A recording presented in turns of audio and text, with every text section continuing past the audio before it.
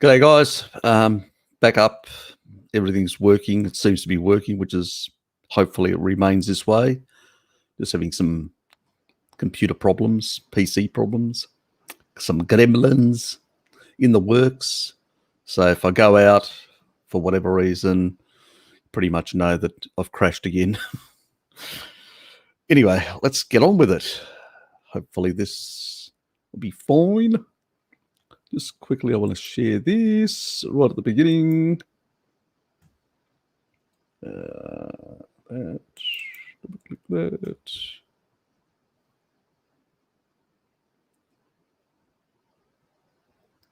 Is it going to come up? Good. It's come up.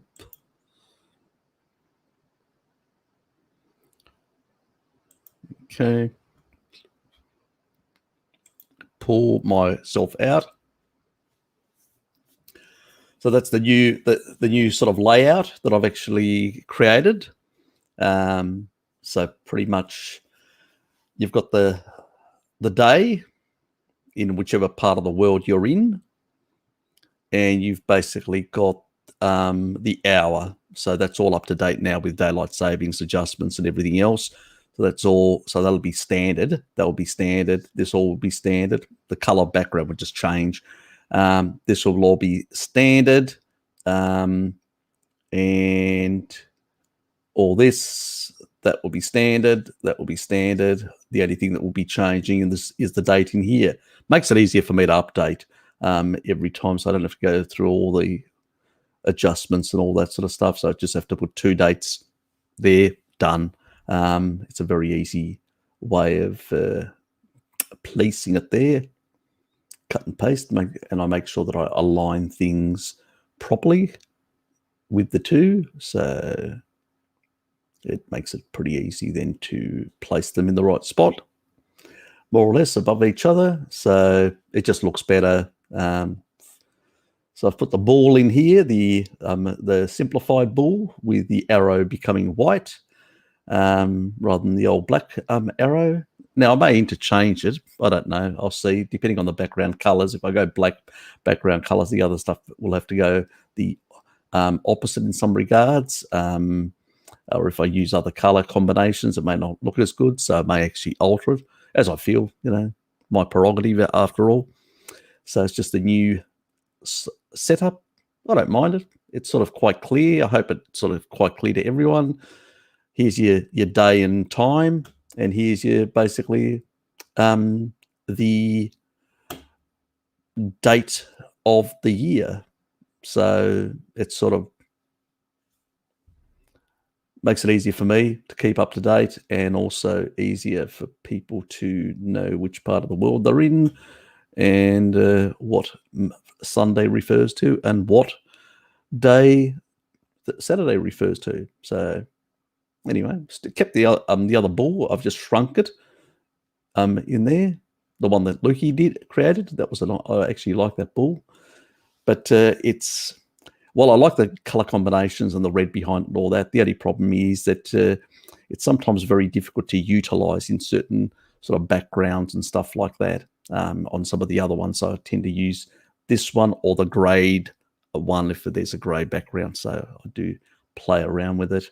But anyway, back, I'll remove that, back to me, and start going through some of this stuff. Anyway, hello to you as well, mate. Yes. Hello, Shell, and Richard, and Honest, and Lukey, and Raymond, my sort of regular crowd, and a few others coming in on the later shift eventually. Takes a while. So, been all over the place this week. I did intend to do more videos, but then again, I said to myself,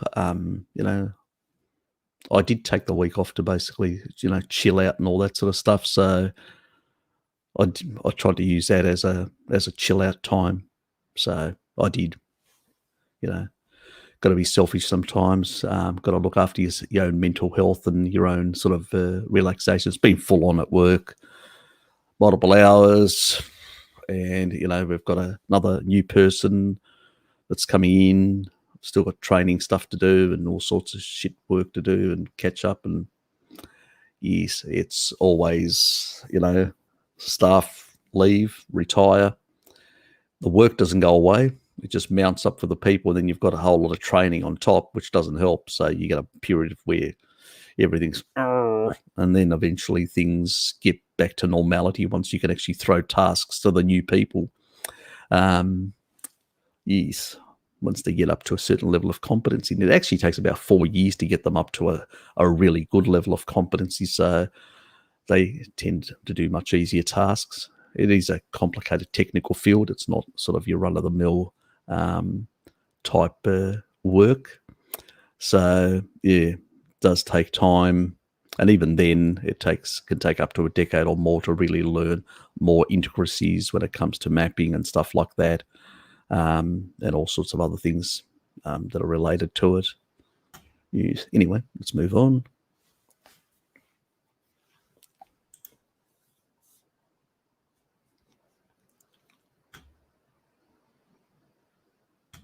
Yes. I meant to say thank you for that as well. Chai, good morning to you as well, mate.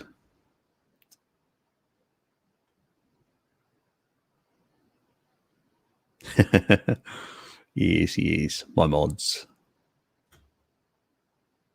Wonder where basically Blinky's got to. He's probably got up early, exhausted himself on skies. What was it, about 5 hours ago, or a bit more than 5 hours ago? What am I saying? 5.5 hours ago was her. That's quite early. I was still asleep, enjoying. I have got up earlier. I mean, I got up for PIM once, really early.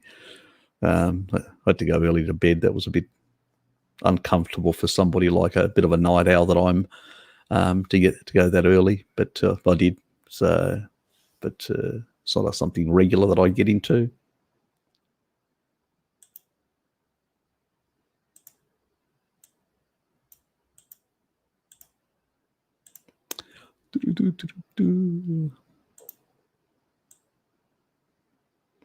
Yes, my never-ending computer problems. I actually missed Bart's thing this morning. I'll actually have to watch it after this. So, old Milty is having a go at him again. Unsurprising, that cockwomble.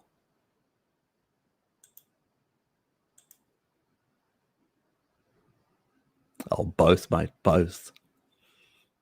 Comes in an erratic moment when the computer goes unstable. Oh, shit! Panic. I suspect heart rate and blood pressure go up through the roof as I'm panicking, trying to get things sorted.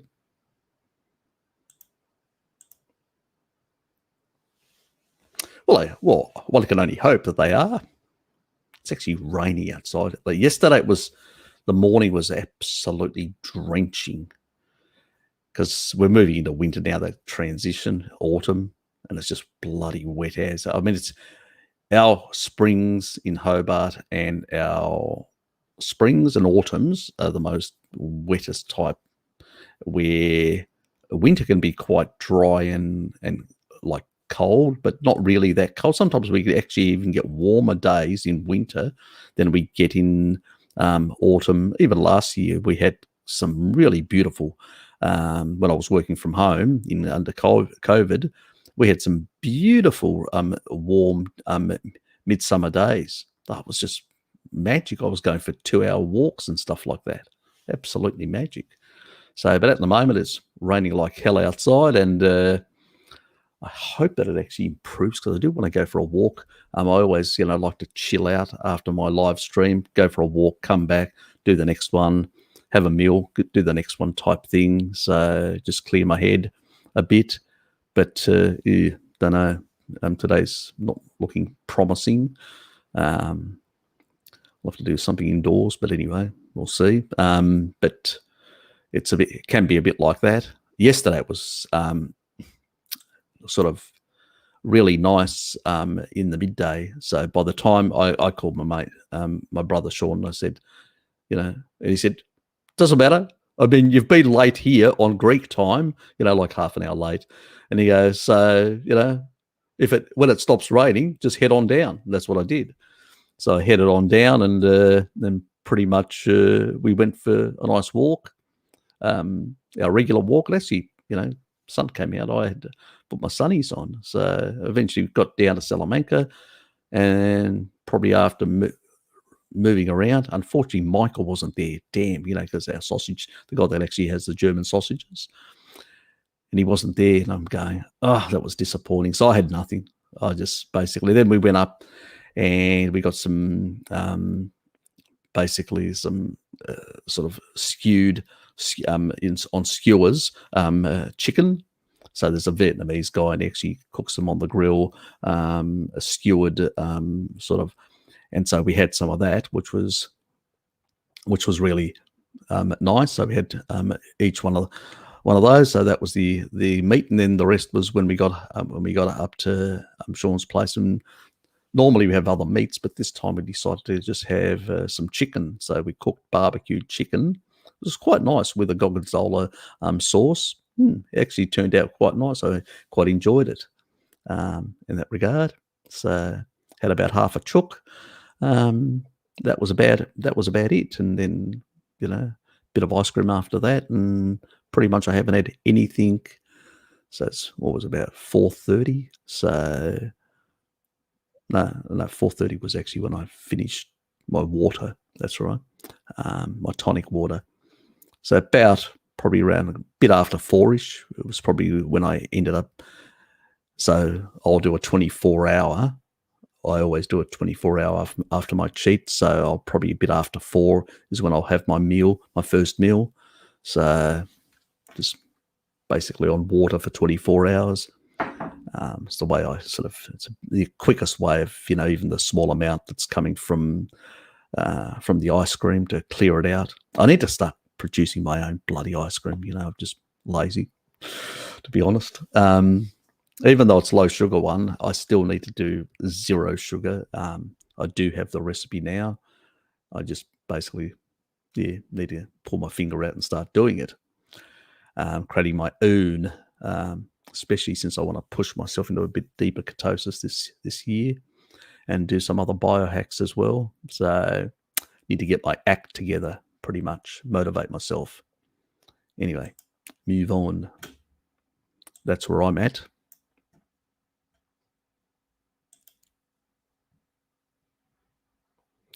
Yes, I hope as well, Derby.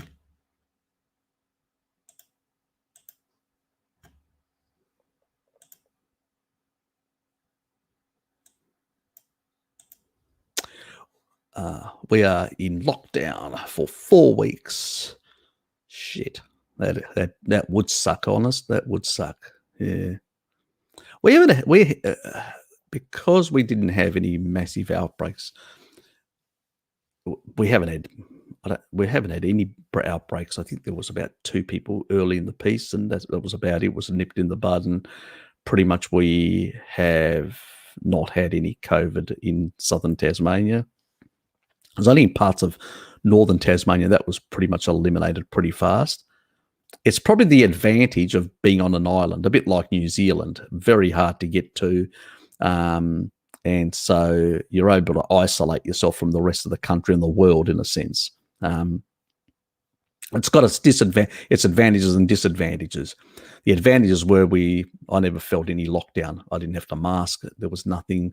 There were no law and legislation out there, which was compelling or forcing or anything. So we didn't have to go and endure all that. The only inconvenience I've probably endured is the inability of traveling overseas.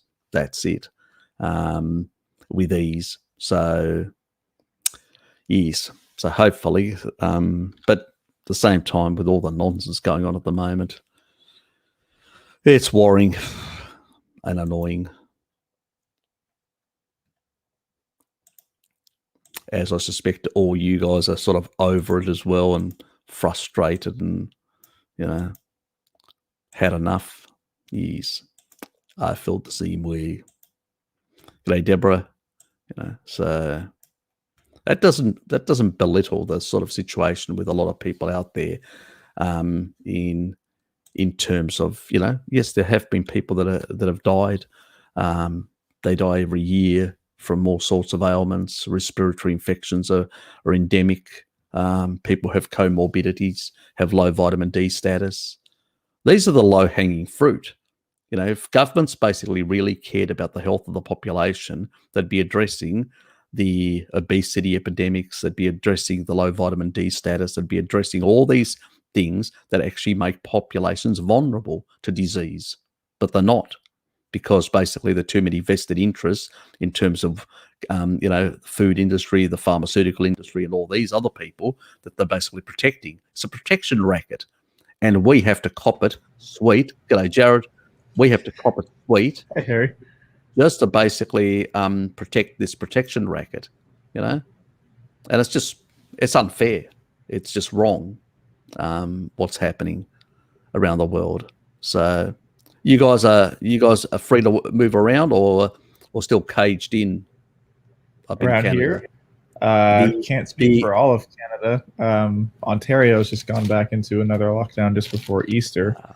I saw a great meme that was the Chumbawamba Tub Thumper album cover Photoshop to say, "We get locked down, we open up again." Yes. Well.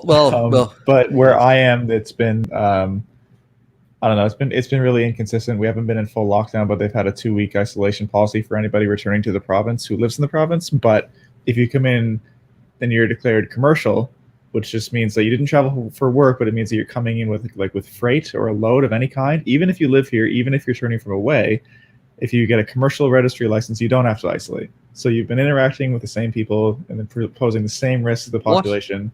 Yeah, right.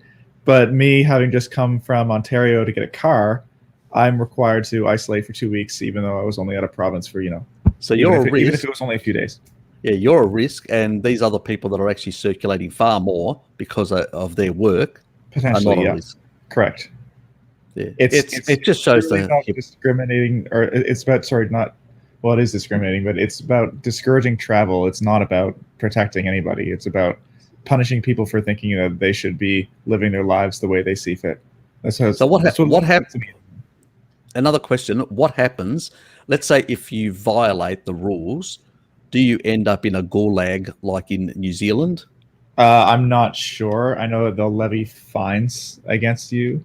Okay, they don't force you. The health officer who came to check up on me when I was self-isolating had a gun.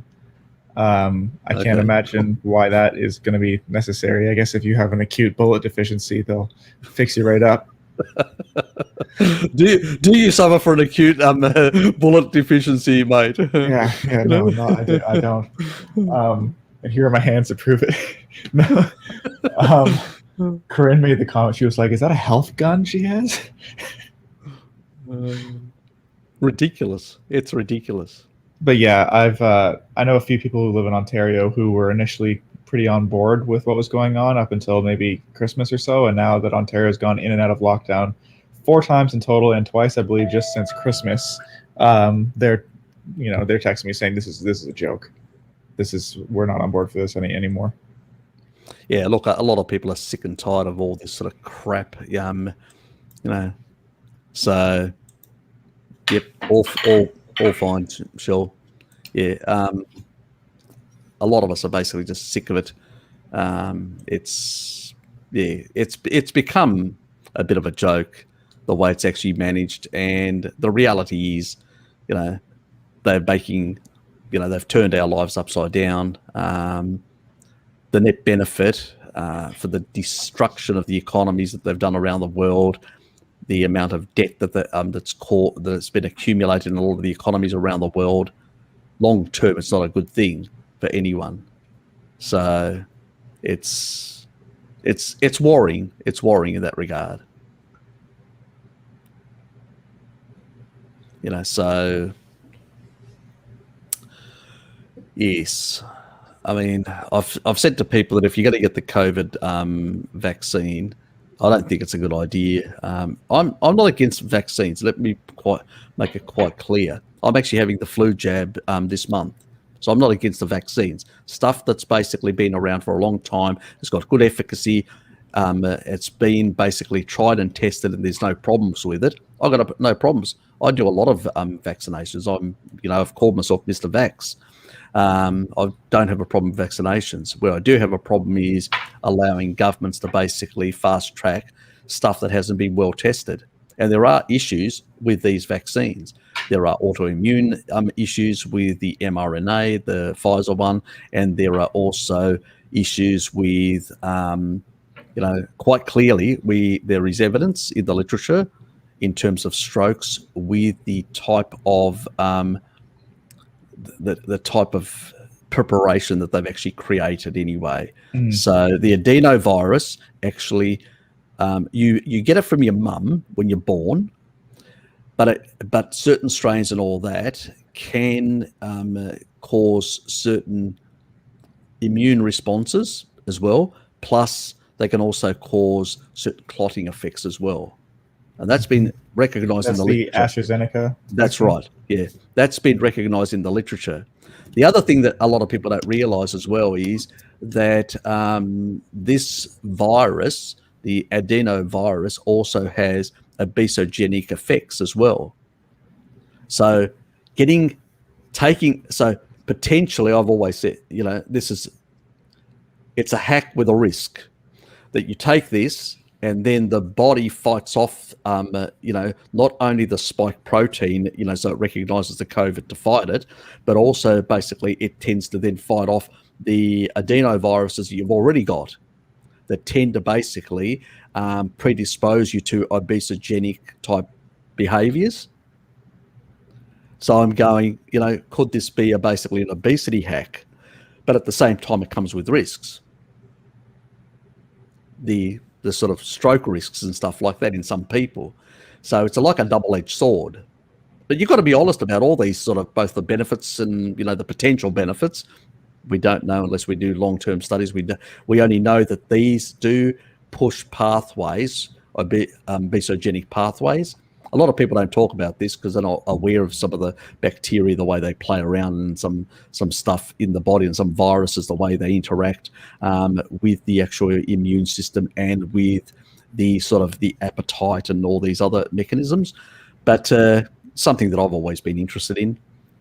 But the reality is that, like with everything, there are risks. And at this stage, until we actually have a lot of the clinical data through, probably a year or two from now, only then will we really know whether there are underlying risk patterns that certain people have, that certain people shouldn't take this, but other people are okay. So we still don't know. There's a lot of question marks with a lot of this sort of stuff. And I say, well, since it's a respiratory infection and vitamin D, a good, strong immune system supported with vitamin D sufficiency, and just general good lifestyle effects can mitigate the risks of COVID.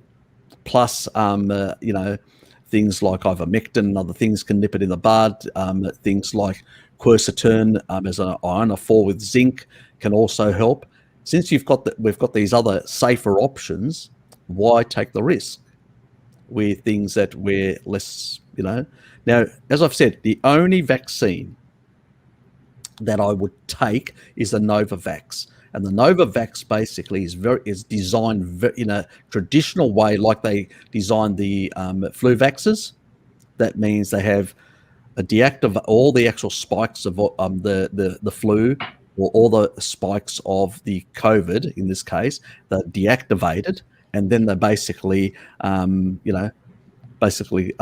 produced in large quantities in vats, and then basically that you get something very similar to what you would get if you got COVID, but in a deactivated form. If you understand what I mean, they're actually giving you viral proteins to train your immune system, as opposed to rewriting how your immune system should work. Exactly, that's all. That is basically it, which is very traditional to the way the flu vax is, in the same way. So but the problem is not enough is being produced. and not enough is available around the world to get. I mean, we're supposedly are to get Novavax at some point in Australia, but in most countries not available, so you can't get it. So if your livelihoods depend on having the jab, it's a bloody headache for a lot of people. Yeah, nobody should be put in the position of deciding between they shouldn't be getting an experimental injection or keeping their livelihood. Yeah, exactly. I mean, was not too spicy for you too, but you heard that Trudeau went back on the AstraZeneca vaccine in Canada, and he's recommended that nobody under the age of 55 should get it because of the clotting issue. Okay. Well, that's at least one good development in the country. Yeah, I mean, at least they're acknowledging that there have been some negative outcomes. Yeah, at least they're acknowledging some of the risks that are involved, and not basically trying to force people. I mean, I know that the same things happen in France as well. Yeah. So that, which is a good thing in that regard. So anyway, there's a question here. So Luigi, the crackpot, Dr. A has tweeted that we shouldn't worry about K2 MK4 because unless people are supplementing, most of our MK4 comes from look, K1, the body can actually convert K1, and some bacteria can convert, because phylloquinone is basically the K1. Your body can actually convert that, and some bacteria can convert that, but they produce very small amounts. So it's not a big amount that's actually produced, and that will happen in the liver.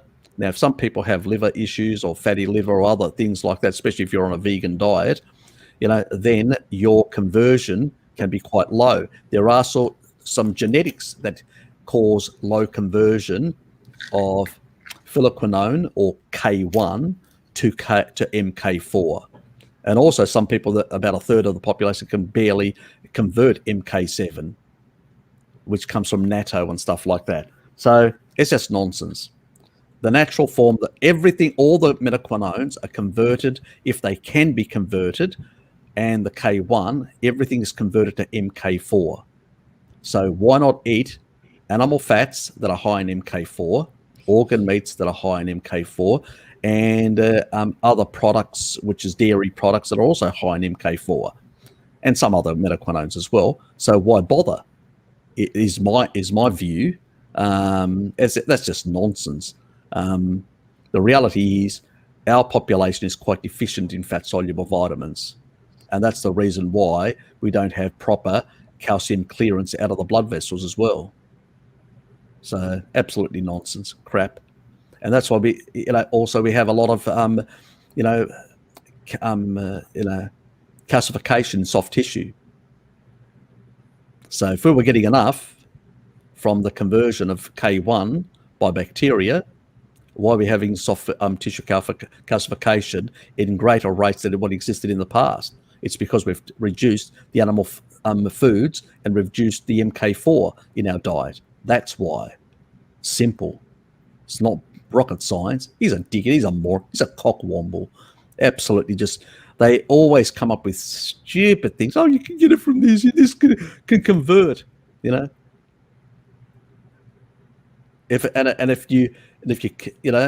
they'll turn to the supplements. If a diet requires supplements, it's not basically a diet that basically is physiologically appropriate for a species. If an animal basically needs a supplement, it doesn't matter what animal, even if it's another animal, the moment an animal requires to supplement anything, it's not on a species appropriate diet.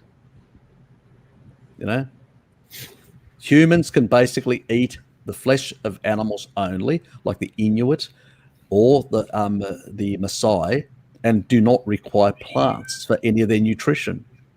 And can be multiple generations of people that survive just on animal foods. They can't say the same for their foods. Those pussies. So noisy.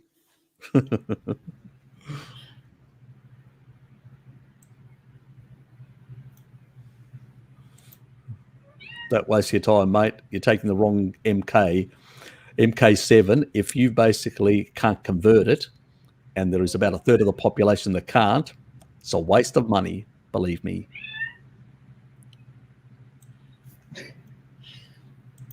Yes, you hear eggs. She's traded places with butter this week.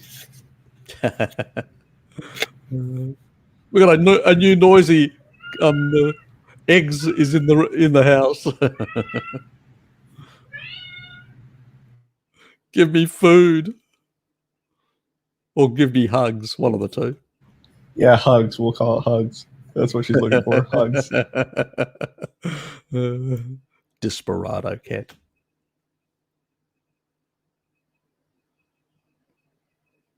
Yes, one can only hope. Look, not everybody's going to get. If you've got a high, he's on vitamin D, which is probably good. If you've got a high vitamin D in your diet, you're less likely to get these autoimmune effects because your immune system is going to be modulated much better. It doesn't guarantee. Let's be honest. It doesn't guarantee. We know that a lot of this technology was developed for people with cancer. So it was actually a method of basically targeting cancers and stuff like that, this mRNA technology. But, and I suspect, because I think he mentioned Pfizer for that's the one he's actually taken. So this is the sort of the sort of autoimmune issues. So yeah, pretty much vitamin D is going to be protective, but again, we don't know enough because we haven't done the studies yet, or we haven't done the clinical work. We haven't exhausted that. We've fast-tracked things. So, we had other approaches. We could have quite easily said to the population, look, we'll develop the Novavax approach. We'll only allow this form, which is a traditional. I know the Novavax approach takes longer to create.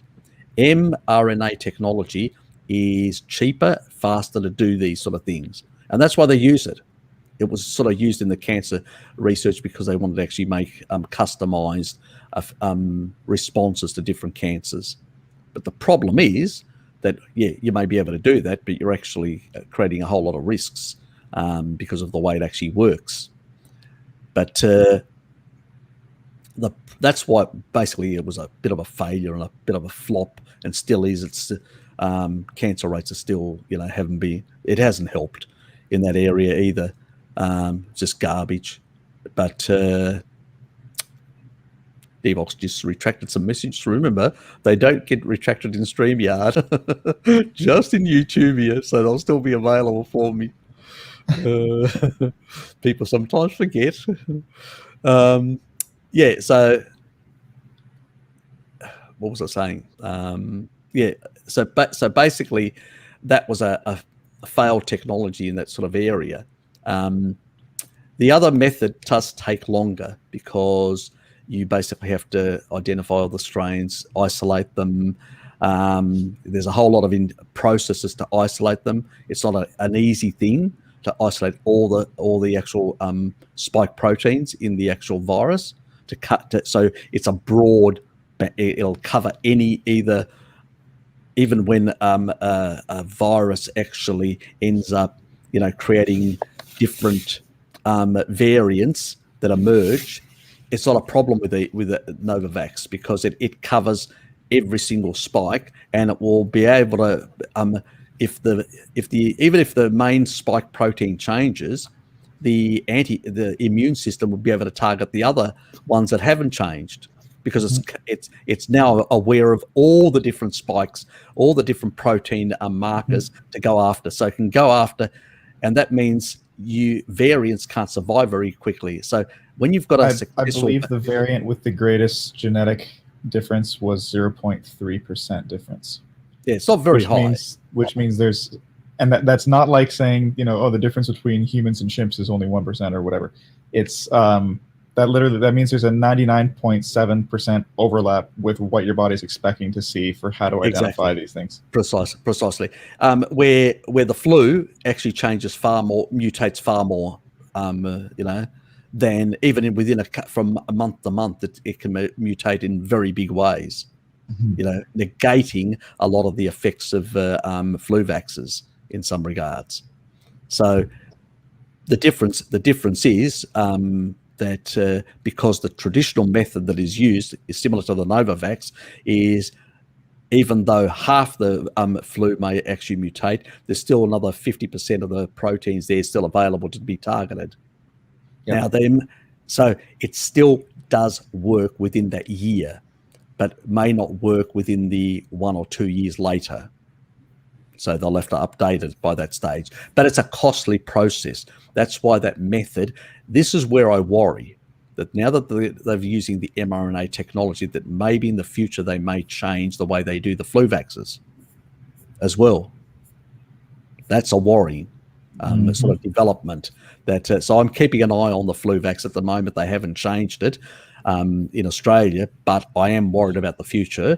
And probably the reason why they haven't changed it, some of the companies, is because they don't want to pay the actual patent, using the patent, the people that hold the patents, they don't want to pay them. It's probably the only thing that is actually protecting us from them altering the flu vax for now. Eventually, some of these things will come out of patent, and so down the track, we'll have to keep an eye to make sure they're not using this technology for other things. So that's where an important thing where we'll have to continue monitoring these bastards, because you just can't trust them. They're in it for the money, unfortunately. But without worrying about the consequences, like the food industry, they know that there are risks with a lot of the stuff that they do, but at the end of the day, they want to basically put things that have got good shelf life to basically make a profit. That's the motivation. It's not health. The motivation is profit, which is unfortunate. The early days of vaccines, the early days of antibiotics and many other things, there was a motivation of health and all that, and government actually underpinned all the financing of that. But once it became more private sector and all that, the profit motive became the overriding thing, and that's where things really went to shit after that. That's why I say post-Reaganomics and Thatcherism, we basically had this sort of uncontrolled and deregulated sort of pharmaceutical industry that could do anything it liked. That's where we got into trouble. So while, in some areas of deregulation in the economy is a good thing, in other areas, which has to do with public safety and stuff like that, no, it's a bad idea, a really bad idea, I mean, I don't mind deregulation in pricing mechanisms and stuff like that in markets. That's one thing. That's a good thing, keeps things honest. But on the other side, you don't want it when it comes to health and nutrition and stuff like that for companies to do whatever they like. Race to the bottom in terms of competition, and which ends up basically putting a whole lot of junk in our food supply and in our medicines. You know what I mean? So we've got to be careful about these things. I know there are a lot of crackpots out there that neoliberal crackpots, but the thing is, they only give a shit about the rich, how they can profit in that sort of environment. There's a place for regulation. There always has been. And the reason why a lot of these multinationals are getting away with so much is because there is a lack of regulation in this area for safety. In some countries worse than others. But recently it's been horrifying recently how governments have just tick. Well, the mRNA therapies escaped evaluation from the FDA. Not that the FDA is like the most stringent process to begin with, but it wasn't reviewed at all because of its emergency criteria or whatever, emergency status. And I've read that the quote-unquote top-up vaccines that they're preparing for the variants have been deemed to be similar enough to the emergency status mRNA therapies that they also will not require any review by regulatory bodies like the FDA. So essentially, if this system takes hold, you've got carte blanche for the state to just be requiring you to take a mystery injection every however often they determine that a variant has emerged. Exactly. Yeah. And it's not going to be one and done with you got your Pfizer, you got your Moderna, let's go back to normal now. I hate to burst your bubble for those of you who've gotten the vaccine already, but that's not the end of it. It won't be. Yeah. And the thing is, the thinking that's changing is worrying, because, you know, who knows, in the future they may, about other things, I'll just say, well, you know, we'll tick and flick, and we'll walk down the track. You know, this sort of more deregulated approach and less regulation and less you know, control mechanisms in place to evaluate things properly. You know, I don't mind if things are done quickly. Like, let's say the government says, we're going to give you money, additional money, to fast track a lot of this testing. So rather than actually doing it over a slow period of time, you know, we're going to fast track it for you. Because a lot of the companies, what they will do with some of this sort of stuff is, if it's not a priority for them, they will do it. They'll do their studies. It'll end up being a bit slower. And the reason for that is because basically it costs them. And so they can, you know, there's also tax advantages. So for instance, they may say, we'll do part of this now. In the next financial year, we'll do another part of it, because we can basically double dip, you know, get some tax advantages, some additional ones from the next financial year. There's a lot of different things that are at play. People need to understand.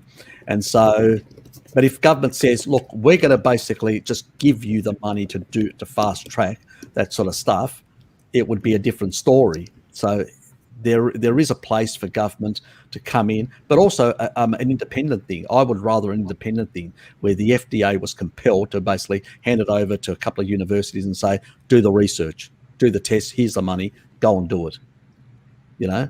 And that basically means that, you know, I would rather that, because I just don't trust the pharmaceutical businesses. You know, if you fast track it, they still have a motivation for money. But you could give it to independent bodies to basically assess it in a fast track way. And a couple of institutions, not one, to basically look at it, so you can actually remove the sort of bias of one institution or another, or where one institution may not have done a good enough job. So there's a lot of different ways things can be done, especially, you know, if they're splashing around money like they've been doing recently. Well, I think, you know, why aren't they splashing around money when it comes to public safety in this way? Would be my question anyway.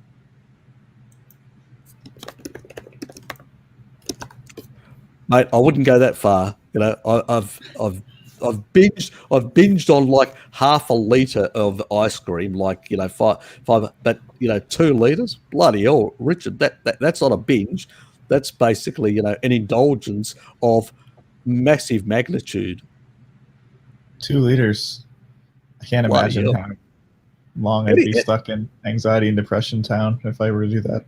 Bloody hell, how could you eat that much? I mean, I just, you know, a little bowl with a bit of, and I feel guilty. And it's low sugar variety as well. We get the lowest sugar type, you know, and still, you know, it's a very small amount, a couple of spoonfuls. Bloody hell. And I do a 24-hour fast after that because I feel guilty, you know.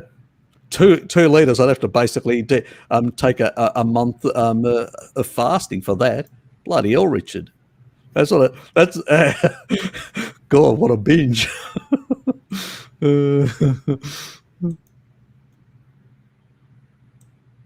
Man, oh man. You've already asked that question. I did say I will be doing one. Danny?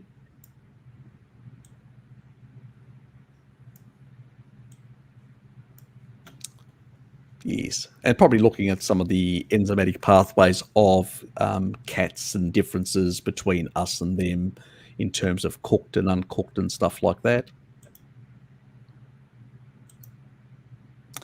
Concerns of acidity. Are there any concerns with acidity regulators? One of my favourite smoked salmon produced. You mean like as an additive? I think as an additive in that regard. It depends. Look, it depends. There's sort of some of them are naturally derived, you know, like from sort of like citric acid, stuff like that, which really isn't a problem. I don't see it as a problem. It depends what type it is. If it's one of those chemical ones, you know, could be a problem. I think that there is far too many let's say, creative things that are happening in labs, in food manufacturing labs, that we don't, I can't actually put my hand on my heart and say with definitive proof that I know that basically that will be a good thing or a bad thing. There are some stuff that we do have research and we know it is negative to certain beneficial bacteria, and there is other stuff that we don't because we have zero research.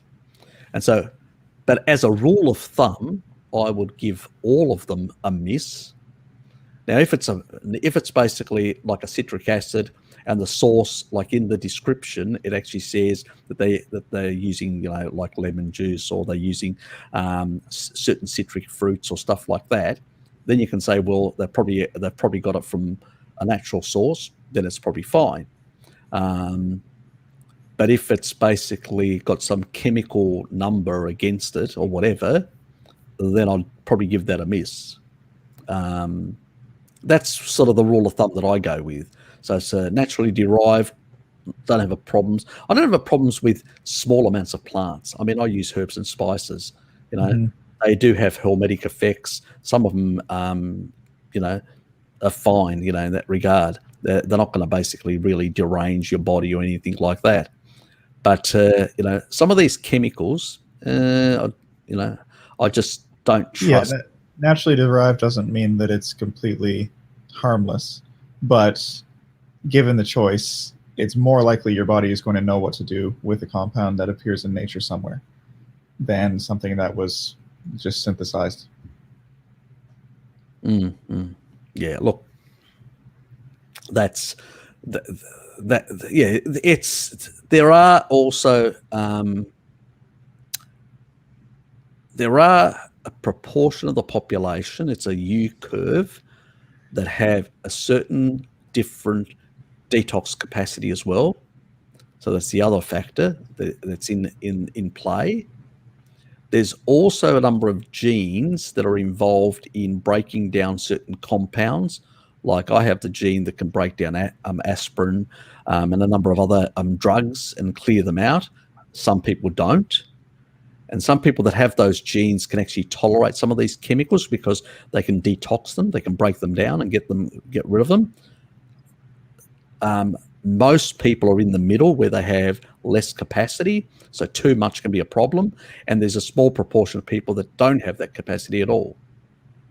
So, that U curve, I'm at the beneficial curve because of certain longevity genes. Other people are at the other end, at the I'm fucked end. I have to really be clean. And the majority of the population is in that middle part, which has some capacity, but not very high capacity, and probably not a good idea to basically, that you have to, the more you minimize some of this shit, the better you are long term. Any views on that, Jared?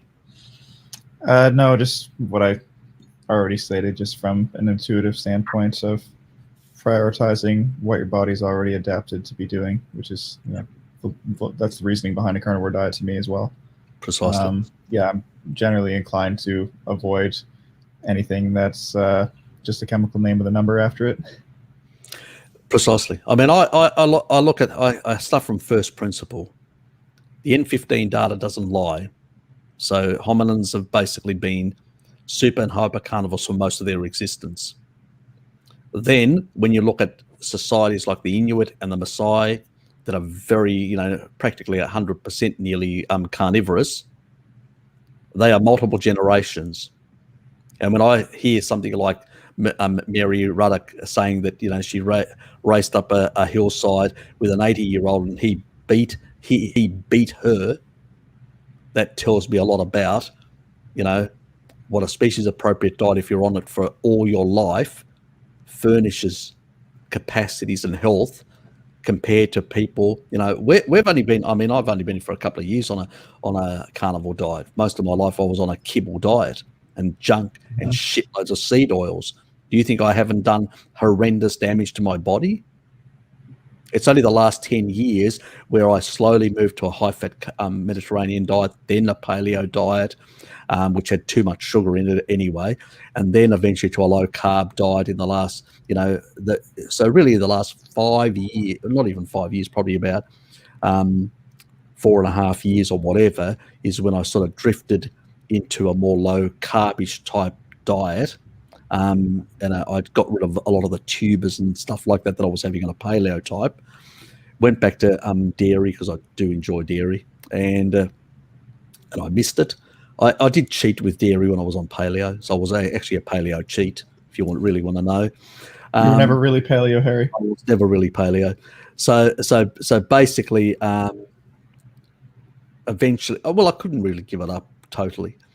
So it was, I used to have cheat days. I used to justify them. Oh, well, I'm 90% paleo. But then eventually I moved. We're humans. We're normal humans. I mean, none of us are perfect angels. And then pretty much I sort of moved to a low carb diet, and then I went for the therapeutic. Well, I went initially ketogenic, and then the second month of ketosis I went therapeutic, and 90% fat or something. Yeah, pretty much. And I fucking felt cold as my thyroid was in the toilet. I felt cold as shit. And once I upped my to 25% my meat and stuff like that, my body came back. It was again warm again, so I'd recovered. So therapeutic has its purpose, for epilepsies and certain other conditions as short-term intervention, like that extreme version that Walter Kempner did with, low fat, 2% fat, 4% protein, 94% carbohydrate, sugar, which basically, disengages the Randall cycle, upregulates a number of pathways which are similar to therapeutic ketosis, but not as good in that regard. They don't, so, but they had similar effects, but he also realized long-term it had downsides as well. You had to go back to normal food, adding, because it's too catabolic, too basically nutrient deficient, so you just can't do it. It's not a sustainable thing. So getting back to that, it's only really been the last 2 odd years that I've been, quite carnivorous in a sense. Starting sort of mid 2019, actually a bit earlier than mid 2019, and sort of around about probably March it was in 2019, and it's when I sort of, by middle of that year is when I sort of came into contact with Bart. See, before that I was sort of knew Frankie, Sean, and a few others, Saladino and a few others at the time, and then eventually sort of came across Bart and realised this guy really understands his stuff.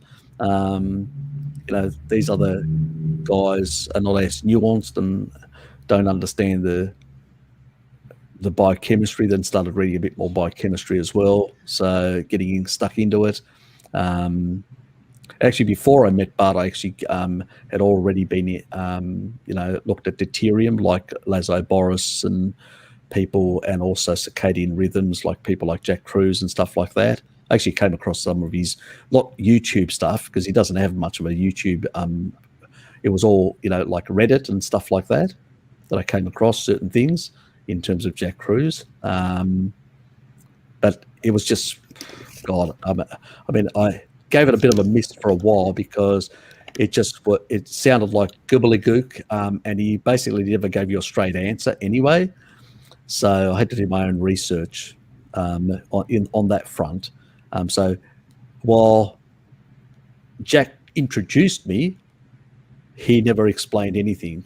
So you had no idea. You had to go and look at the literature. So, basically it was looking at the Russians and primarily because they basically back in the 60s were some of the pioneers in this area, both about light and circadian rhythms and all that, and photonics, and generating energy at the mitochondrial level and stuff like that. So I had to go back to the stuff that actually Jack looked at, but never explained to anyone. Because the thing is esoteric, and the reality is a lot of this sort of stuff we know that these effects are happening because they've measured some of this sort of stuff, but they don't really fully understand it in its totality, in a clear way. And that's where, and it's a much richer picture. It's sort of an interaction at the mitochondrial level between not only light but also water and metabolic water. It's the stuff that Laszlo talks about with deuterium.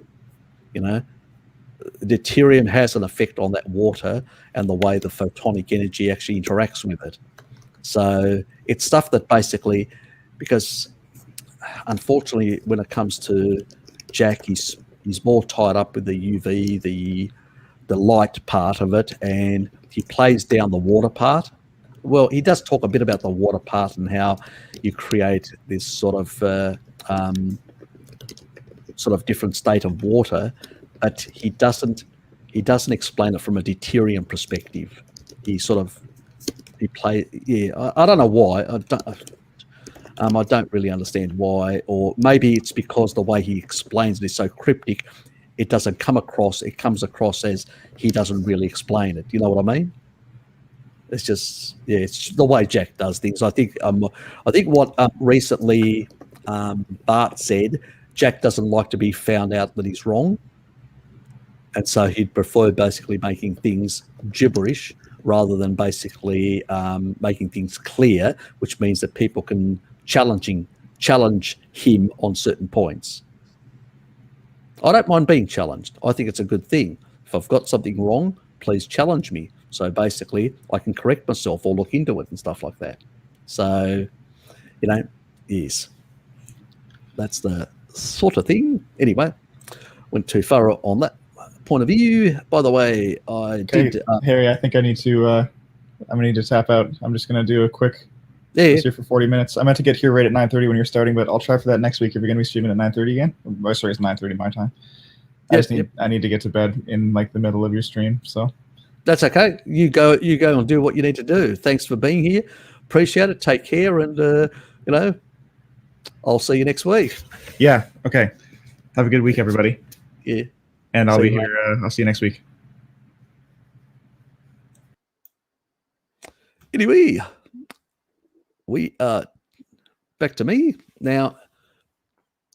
We've had with Danny a bit of a to and fro, back and forward,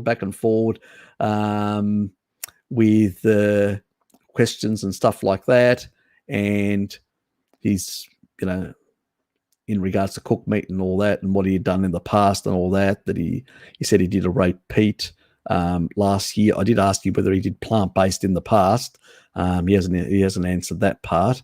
And it was in regards to what happens is why some people actually find it easier with raw meat. It's not because, we've got an adaptation to cooked meat of 1.5 million years. We've been cooking things for a very long time around campfires. And even, if you look at the Mary Ruddock, all these tribal societies cook meat is because you can extract more nutrients out of cooked meat. That's why they do it. And they cook it quite a bit, not quite very little. So, it blows away all that sort of nonsense. Now, do tribal people consume some raw meats? Yes, they do. Do they consume some fermented? Some do, some don't. It varies. But all of them cook their meats. The thing is that everybody's got a very good stomach function from young. They haven't caused damage to their digestive system. They basically can, they've got a pH of 1.5, which is much lower than that of the cats. Like cats, all the animals that basically eat raw meats, like cats, the chimps, a number of other animals out there, their pH is around about 3. Animals which are scavengers or eat fermented because being a scavenger, it means you eat fermented things that are fermented with a lot of bacteria, or people that basically are eating things which are basically cooked, like humans, or animals that are basically eating things that have even putrefied, can only do that with a very low pH of around 1 to 1.5. Humans, like other scavengers, have around 1.5. And that is why we are adapted to consuming these sort of foods with no deleterious problems whatsoever. Plus, we've got a number of enzymatic pathways to basically support cooked meat. That means to clear out any of the deleterious things that can be produced, the sort of the hydrocarbon type, things from the actual burning. All these sort of compounds that are actually being produced, they can be cleared. We've got the detox capacity and the capability of dealing with those things. That's why it doesn't affect us whatsoever. But if you've been on a kibble diet for a very long time, or a plant-based diet in particular, I find a lot of people that do come to carnivore have problems getting their pH down. And once they get into using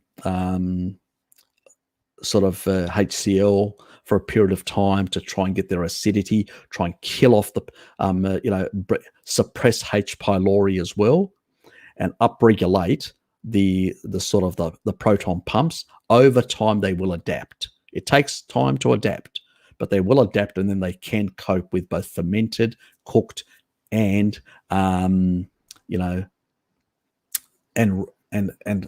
sort of and even cured type meats or whatever else. But a lot of people basically who've still got a high pH of around 3, I consider that high. That is not a human. That is more of another animal.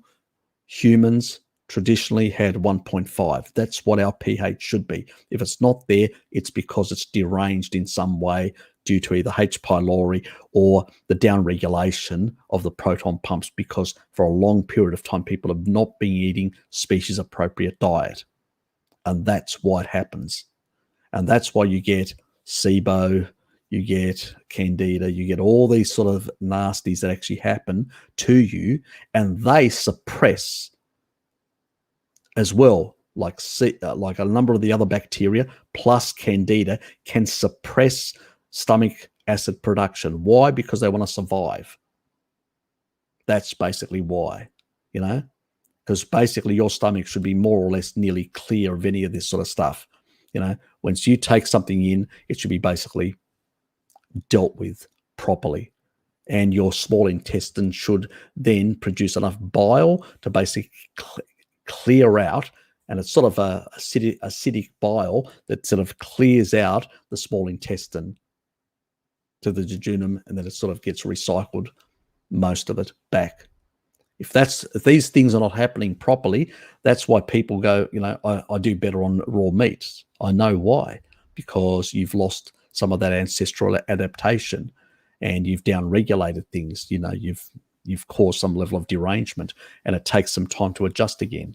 But that doesn't mean that is the normal way humans are, and raw meat is normal. No, it's basically what you're comfortable with because you're maladapted. And so that's the only thing you can tolerate.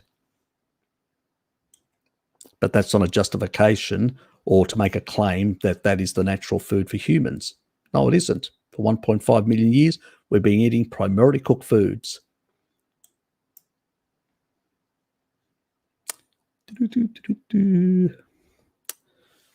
Mild calorie deficit, but also vastly reduced insulin. I was trying to lean down. It was simply a consequence of eating more carnivorously to satiety. I also gained muscles as well. Yes, you did. And with your vitamin D also, you basically more or less don't have those Hashimoto related symptoms anymore as well. You're doing really well, Lukey. G'day, Bo. Good to see you here.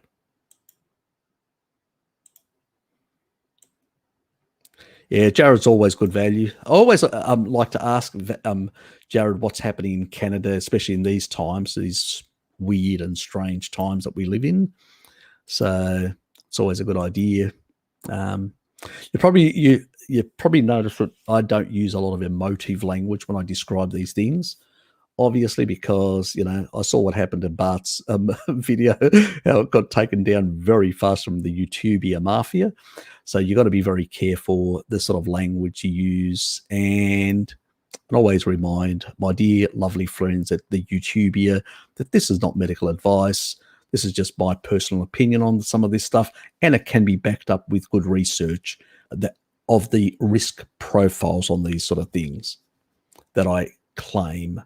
They're not basically Harry Serpanos's mere utterances. They can be backed up with research.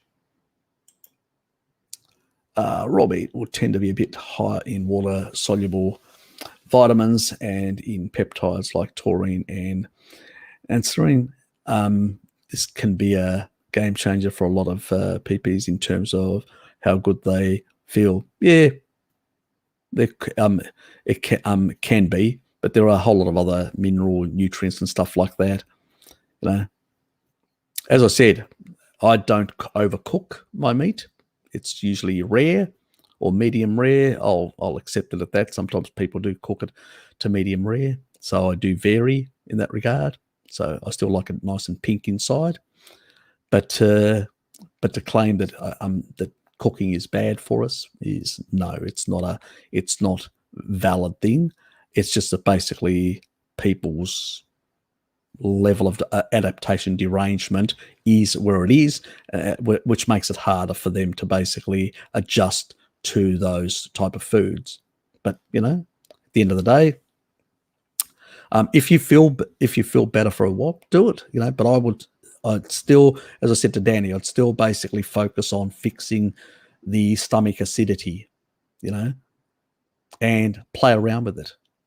Now, you may actually enjoy eating raw meat. That's fine. I don't have a problem if people enjoy eating raw meat, but we can't make claims that that is the natural way. That may have been the natural way post 1.5 million years ago. Pre 1.5 million years ago, but post 1.5 million years ago, it's not the case. When we look around the world with tribal societies, they cook most of their meats. I mean, I'm not saying that they cook some of their meats. The majority of their meats are cooked. It's just the way it is. The only things that they do have raw is when they make a kill, they do consume raw liver. Some of the, so liver, yes, they do consume it. It's like a multivitamin. They all cut small amounts and will eat that. So I see that with all, and they'll also have the blood raw. Obviously, because cooked, you destroy it. So raw. So blood and liver are taken raw. So that's probably the two things that I do notice. But beyond that, the rest of it, the carcass is pretty much cooked. And so we just need to be honest about these things, that's what it is. But, there are benefits of some, and that's the reason why I go for medium rare and rare, to basically get the benefits of both. Some additional extraction of nutrients, but at the same time, maintaining some of these other elements. Actually, some of the stuff actually goes up. Some of the fat, even some of the B vitamins actually go up when you actually cook the meat. So you don't actually lose all the water soluble vitamins, Lukey. Some of them actually even go up. So it varies in that regard, and it varies between animals. Like I think there's something that gets reduced quite a bit in lamb. Just in lamb, I'm just trying to remember it now. I mentioned it once to Bart, but I can't remember now. Yes, it'll probably come to me later on. So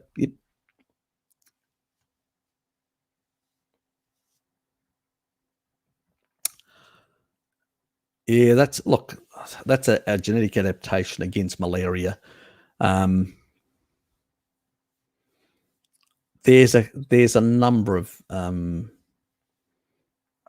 yeah, that's a difficult one. It's something that I'm actually looking into it because of I don't have it, but because of there are Greek islanders that do.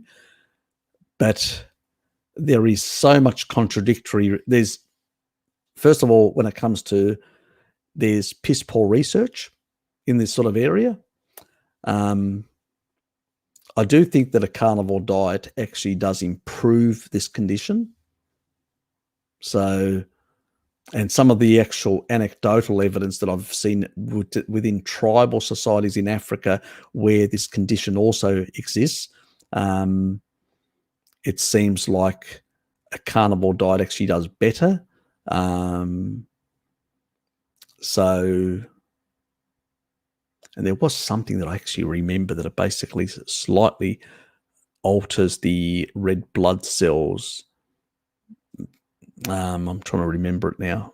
I can't remember. Look, if it comes to me, it's something that I do want to research a bit more, but there's just, the evidence out there is very contradictory. But just going on anecdotes, and that's all I can actually give you at this stage, is because I actually initially wanted to I did look into it, but I just was finding so much contradictory research that I didn't know what to make of it, heads or tails. But the only stuff that I did actually notice in West Africa was the anecdotes that populations that consumed a more carnivorous type diet actually seemed to do better than populations that had a more agricultural type diet, more plants, like maize and, those sort of things that they consume in that part of the world.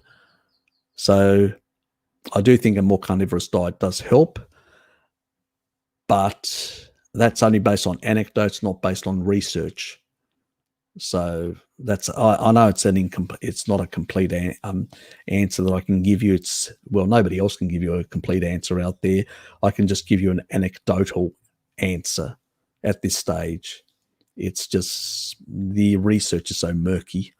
It's unsatisfactory. It's the reason why I gave up on it. It's a bit like the glycans.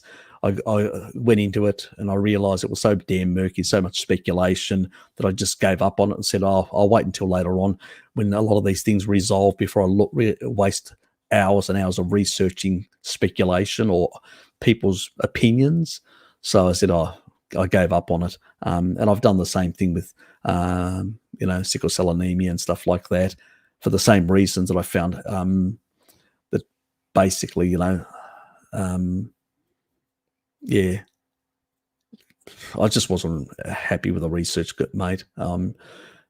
John, it's piss poor. There should be more of it, but because it happens in small populations here and there, and primarily in Africa, the research establishment it's primarily in the more advanced countries it's not a priority for them. They've got other things that are priorities, creating statins. It's just the way it is, unfortunately. So, yes.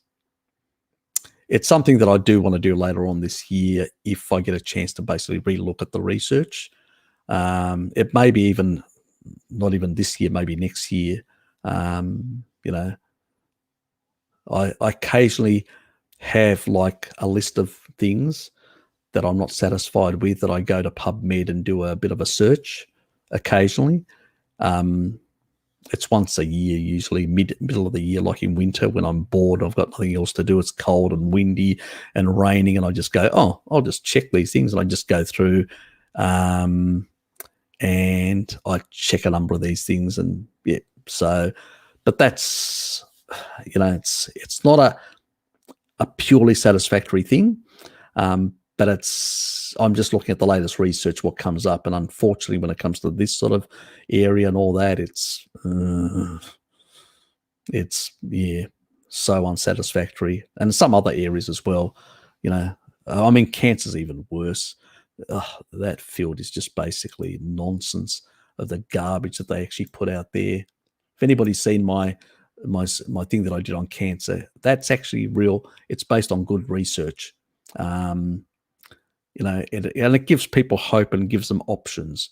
It gives them options to basically say, well, I can basically go keto, a more lower, get rid of all the carbs. So you're starving the cancer of the glucose. Then use some of those inhibitors that inhibit basically the glutamate uptake by cancer cells, which is another fuel that it uses. And so by doing that, and also by stressing them, the body, because you're in a more ketotic state, you're putting them under stress and all that, and then use things that like senolytics that can basically kill the damn things off, which is the other strategy that I'm employing. Now, I haven't started taking my senolytics yet.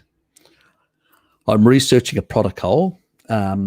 So I'm working on the protocol. Thanks, Devox. I'm working on the actual protocol at the moment. That was on about the cancer one, which has to do with the senolytics, in order to get the best effect, how to take them. So I'm playing around with that. So there's a couple of pathways that I'm still researching to try and see whether I can actually get myself tested, like in labs in Hobart, to check certain enzymes, to know whether it's actually working properly. Because I want to take, I got 2 batches. I want to do the first batch on its own with food, see what the result is. And then the second batch I want to do with basically taking them out of the actual capsule, mixing them in cream or some really high fat type thing where they sort of bind in a certain way, and then having them like that and seeing whether that makes a difference. So I'm trying to work out, because they are hydrophobic, and whether combining them with fat in that way has a better effect than with food. So, but I need to basically find a company here that does the actual testing that will tell me that, we'll look at the biomarkers of senescence, and then will tell me this amount or that amount or whatever, and then I can actually know whether the protocol works in a certain way. That's why I haven't done the protocol yet. I've told people just take the senolytics because you've got cancer. You've got to do something to try and knock out all these problematic cells. But at the same time, I want to develop a proper protocol, like a sledgehammer approach. Let's just, like you'd go into boxing in round 1, you just knock the opponent out. Well, that's the sort of approach that I want to use, in particular for people with cancer and stuff like that. I want to really develop an additional protocol on the senolytic side, but I need to test and use myself as a guinea pig to test to see which method works best, therapeutically, so to speak, and all that. So yeah, I'm still researching, trying to find a bloody company down here that does it. I may have to look at the mainland or overseas, but yeah, we will see. But the problem is, because it's a blood thing, they've got to take blood samples. Now, if it's overseas, it's going to be horrendously expensive to basically, take blood and then send it overseas. Where here, they can take blood and do it. So, but I have to find a company in Tasmania, bloody somewhere. Even if it's on the mainland, I may not be able to do it right now, but once all this craziness and we're allowed to travel a bit, much freer without a lot of impost of, being locked down, having to cough up money to be locked up. At that stage, yeah. So yeah, Bo, I've already done, there's a video on cancer that I've done in recent times, and it covers some of the things you can do in that regard. Shell motivated me. She has a friend with an active sort of state, and sort of motivated me, encouraged me to basically pull my finger out and basically do it. And I did it for because she's a good supporter. So I said, yep, I'll do it. And I did. And let me just, where is it? I'm just trying to find it now. See if I can put, yeah, it's called Can One Survive Cancer? And I've got it in quotes, protocol.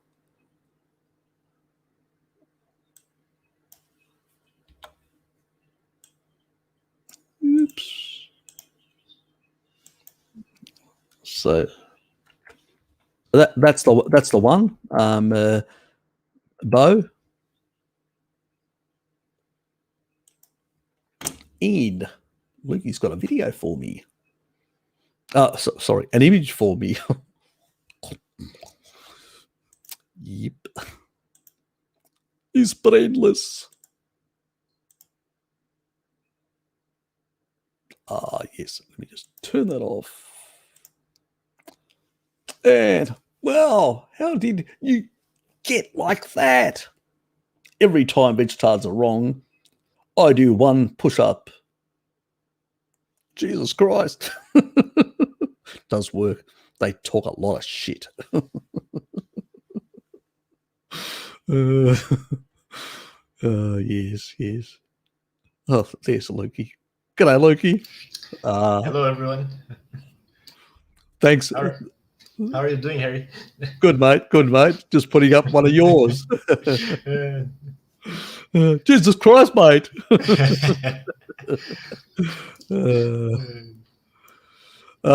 Back to the pleasantry. How are you? How are things?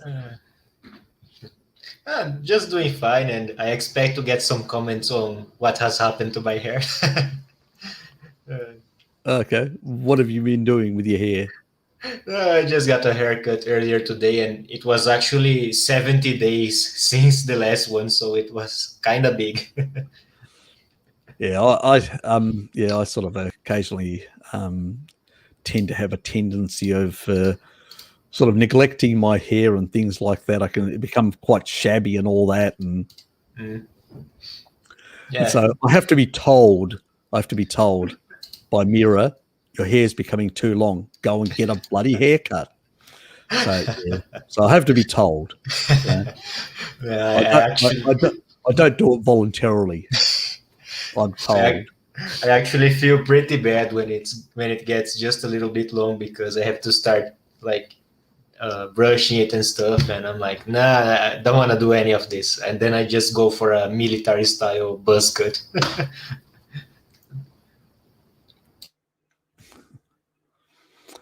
Yes, it's crazy. That's how far behind I am. Jared's gone, and they're still. Yeah, I'm just at those comments. I better move. Oh,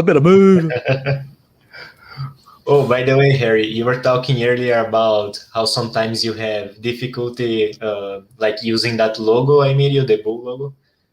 I sent you like, I don't know, a few dozen new versions of that with different colors and different. Oh, just now, did you? Yeah, okay. That's why it took me some time to get here. I was actually making out those. Okay, thank you. I appreciate it. Thank you very much. No problem. I'm glad to help. Yeah. Okay, so I'll look at them after, and I'll probably show them on the tonight's thing anyway. Sure. So, so in that regard, in what order? What do you mean with again?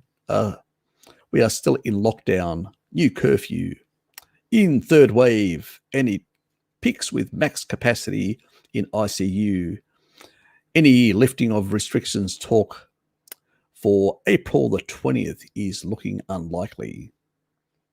Okay, so things are not looking good in some areas. Look, in some areas, people didn't get affected the first time around, but they're getting affected the second or third time around. You know, they have either avoided or became what we're called bad people complacent. But the reality is that a lot of people in our society today are not healthy. They're vitamin D deficient. They've got a lot of comorbidities and a lot of health problems. That's why we're susceptible. That is why we have big numbers of people dying from things like, the flu every year as well. So it's not only COVID, but other respiratory infections which people are dying for. And what annoys me is that these other things are not being tracked. Some of them are not as lethal as others, but all respiratory infections are on the rise. And the reason why they're on the rise is because the majority of people have a lot of comorbidities and a lot of health problems. And this is the low-hanging fruit, and governments are not talking about it because there are vested interests at play that are being affected.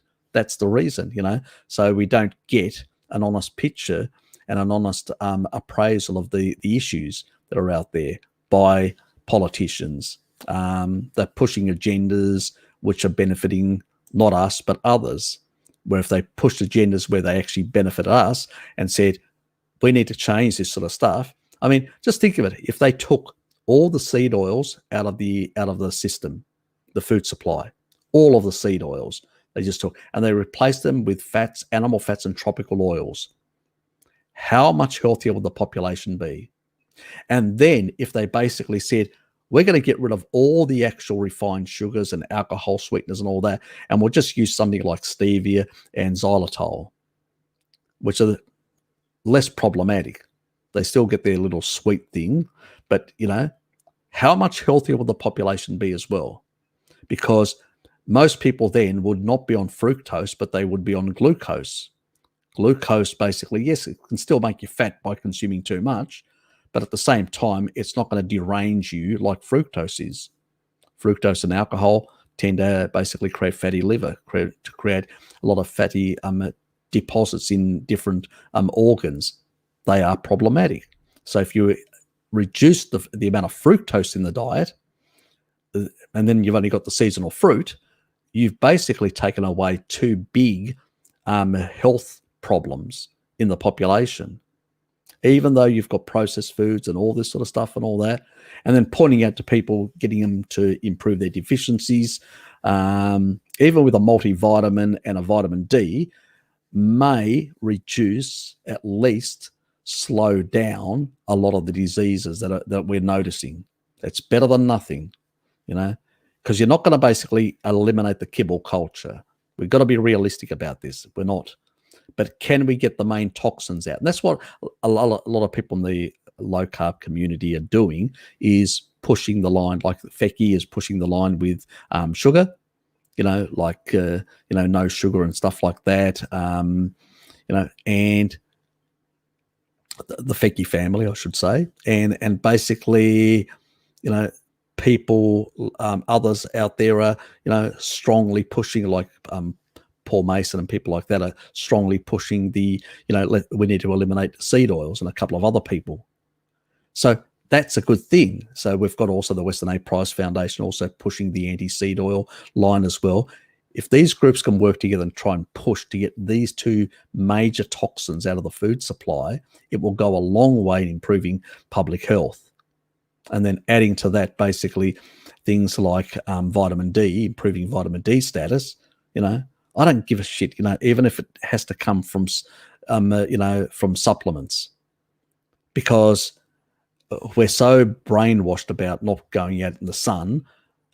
At this stage, I'd rather have people have a better status than basically fight the UV wars, so to speak, because we're not going to win the UV wars at this stage. There's just too many vested interests and too many companies that produce creams for your body. And, in the long run, what will happen is, without the seed oils, people will get less burnt. And what will happen is, gradually people automatically, they'll notice, oh, I'm not burning, oh, maybe I can cope more. And they'll tend to move away from those creams because they're not burning, So that's what will happen over time. They'll use less of this shit anyway. So it's basically, you take these two out and a lot of other things start falling into place. It may take time, but you know what? Took multiple decades to basically get us here. It'll take it quite a few to get us back to, where we should. Yeah, I agree. Bo. Yeah, the government should be supplying free vitamin D to all the poorest folk, exactly, daily. Yeah, I agree. That would basically mitigate a lot of health. It's cost effective, because a lot of these poor people basically are some of the people that are the most unhealthiest, because they can't afford good quality food, let alone they have poor information to basically base their nutrition on. So if you fixed up their vitamin D status, you'd actually eliminate a lot of the health issues in the population in that regard. Yeah. So that would be a great improvement to public health in that. And you'd probably reduce some of the hospitalization of a lot of people. You'd bring down the numbers, that curve that's continually growing. And if it continues to grow in most countries as it is at the current, it's just going to break the bank. It's going to bankrupt the entire system. It's becoming completely unsustainable as it is at this stage, let alone 100% kibble and continuing this even for more generations. It's just going to be horrendous.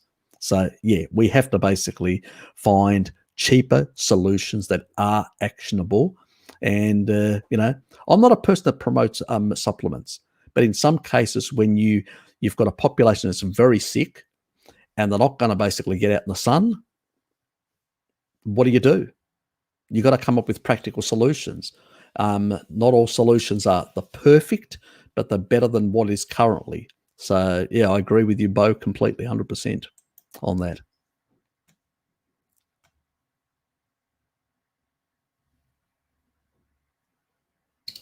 Booster shots? Who's getting a booster shot?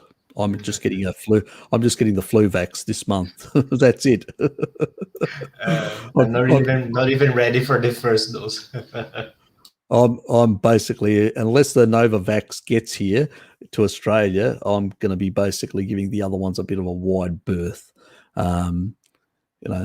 Hopefully my workplace doesn't threaten me with sacking. So yes. So it depends. Yes, hopefully it doesn't get to that. But we haven't been asked yet to, so we haven't been allocated at this stage.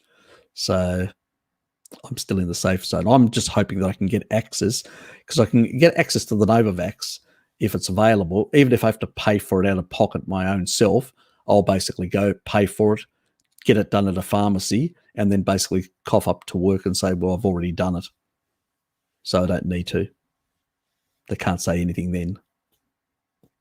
So that's my get out of trouble sort of way if I have to. So we'll see. It is worrying, and I'm worried about somebody that basically can take some mitigation strategies like high dose vitamin D for about for a week. So I'd be, before I would take any of this sort of stuff, I'd be on a 50,000 IUs every single bloody day for a whole week, and then after a week, maybe 2 weeks, I'd probably do it, and then basically have the damn thing. Especially if you're in a country where you potentially could have major imprisonment or anything like that. You got to provide options for people. You just can't say, oh, don't take it. Yeah, well, okay. So you want them to go in jail for a couple of years and, potentially, cause them, their families, a whole lot of problems and ending them destitute or homeless or whatever else. You got to be realistic with some of the things. You got to provide some sort of solution to people that are actionable. I think if you can get your hands, if you're going to come under pressure at work or whatever, and you can get your hands on the Novavax, that's the one, the only one, basically. None of the others. That's the only one that's done in the traditional way.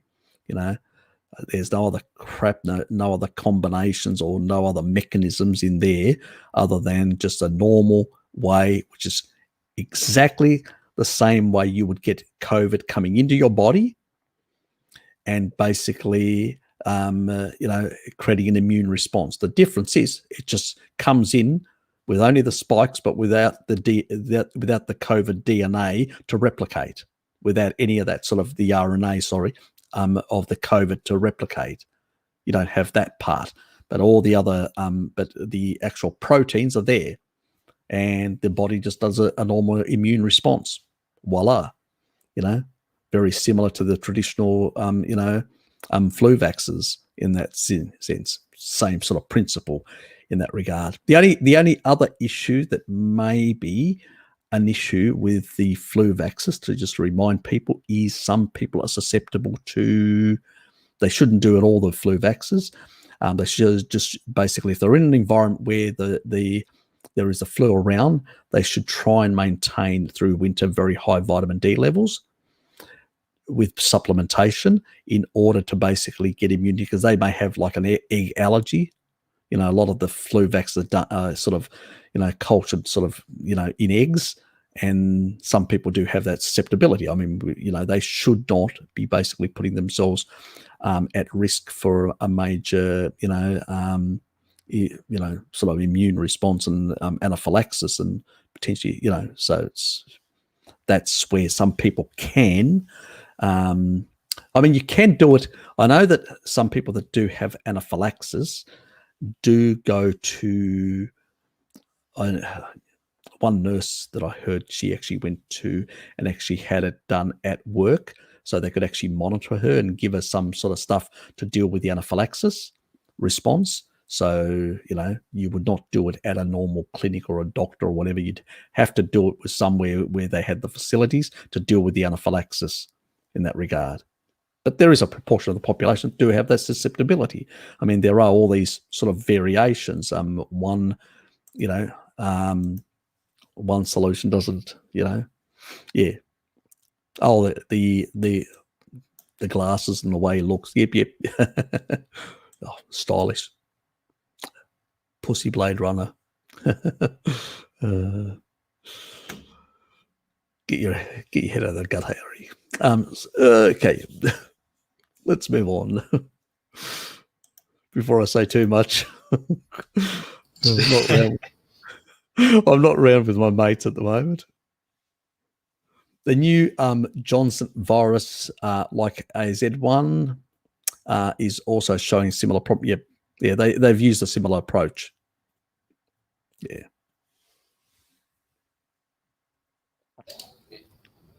It's kind of worrying to me that like the mainstream conversation about these side effects is to basically dismiss all of them. The people are like, no, it doesn't matter. It's just a few people having those issues and stuff like that. I'm like, why are you guys dismissing this? Like, what's your problem? I mean, with the Pfizer one, you've got the issue with the autoimmune type stuff, in that regard. But on the other one, when you're looking at, how can I put it? The Pfizer is the autoimmune side. This side is basically you've got an adenovirus from chimps. We get from our mother. When we're born, we get an adenovirus from our mother. But this is a chimp one. But adenoviruses also, if they proliferate in our bodies, like weak immune systems and all that, and some of the types of adenoviruses, they tend to produce clotting factors. It's just one thing that they do. But as I said, creating an immune response against adenoviruses like this one does, and which means that the body then will start reducing the adenovirus population in the body, may have the side benefit for some people, we're saying, of basically reducing something that does encourage weight gain. But I would not take the risk, if you know what I mean.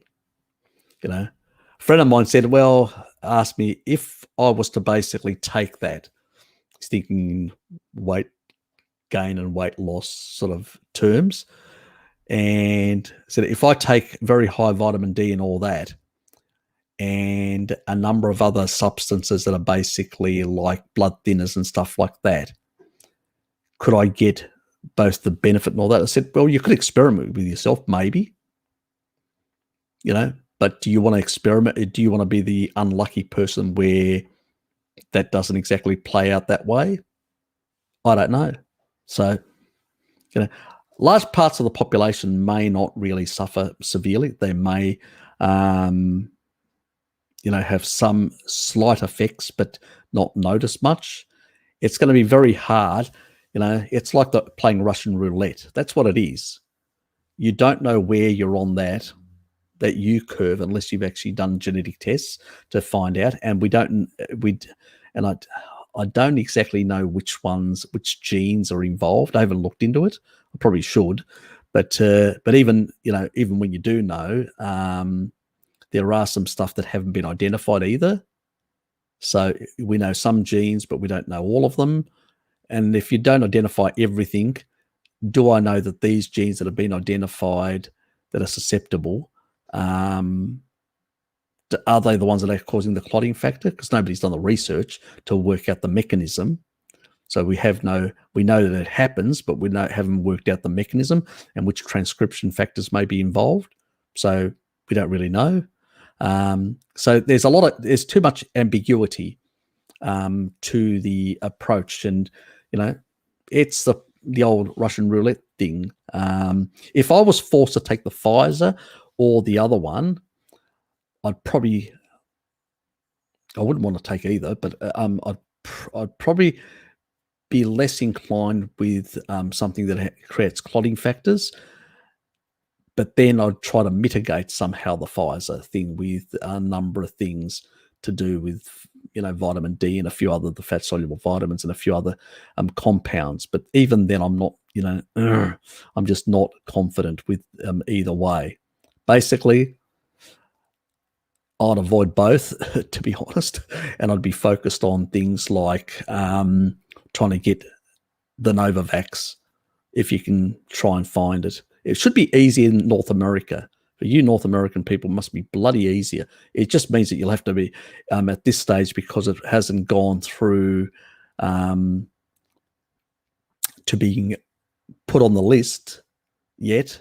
It's going to be, and it may not even be made available like mass. It may be something you have to pay for. So, if it is under those circumstances, it's not covered as a free thing, then go and buy it, is my suggestion, and get a pharmacist to give it to you, administer it to you if you have to, due to work-related things. But, that's, I think I've covered that pretty well. Anyway, we'll move on. We'll move on.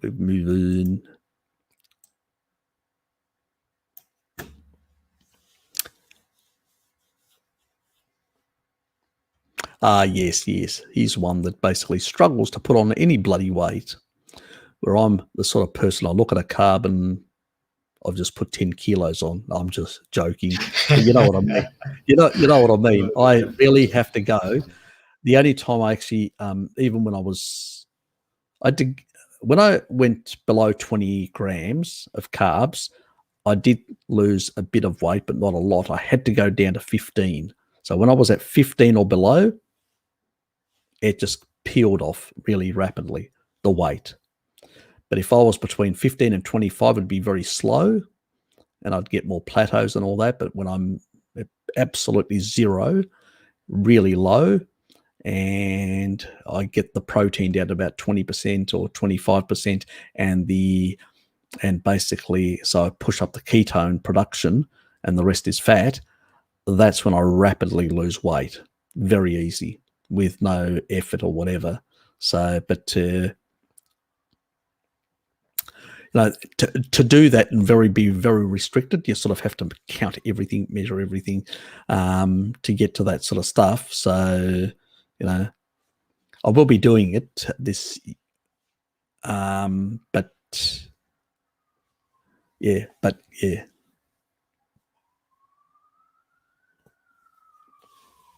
In that regard.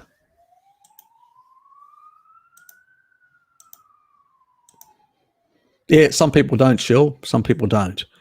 I'm not claiming, I know some people are claiming all sorts of things out there.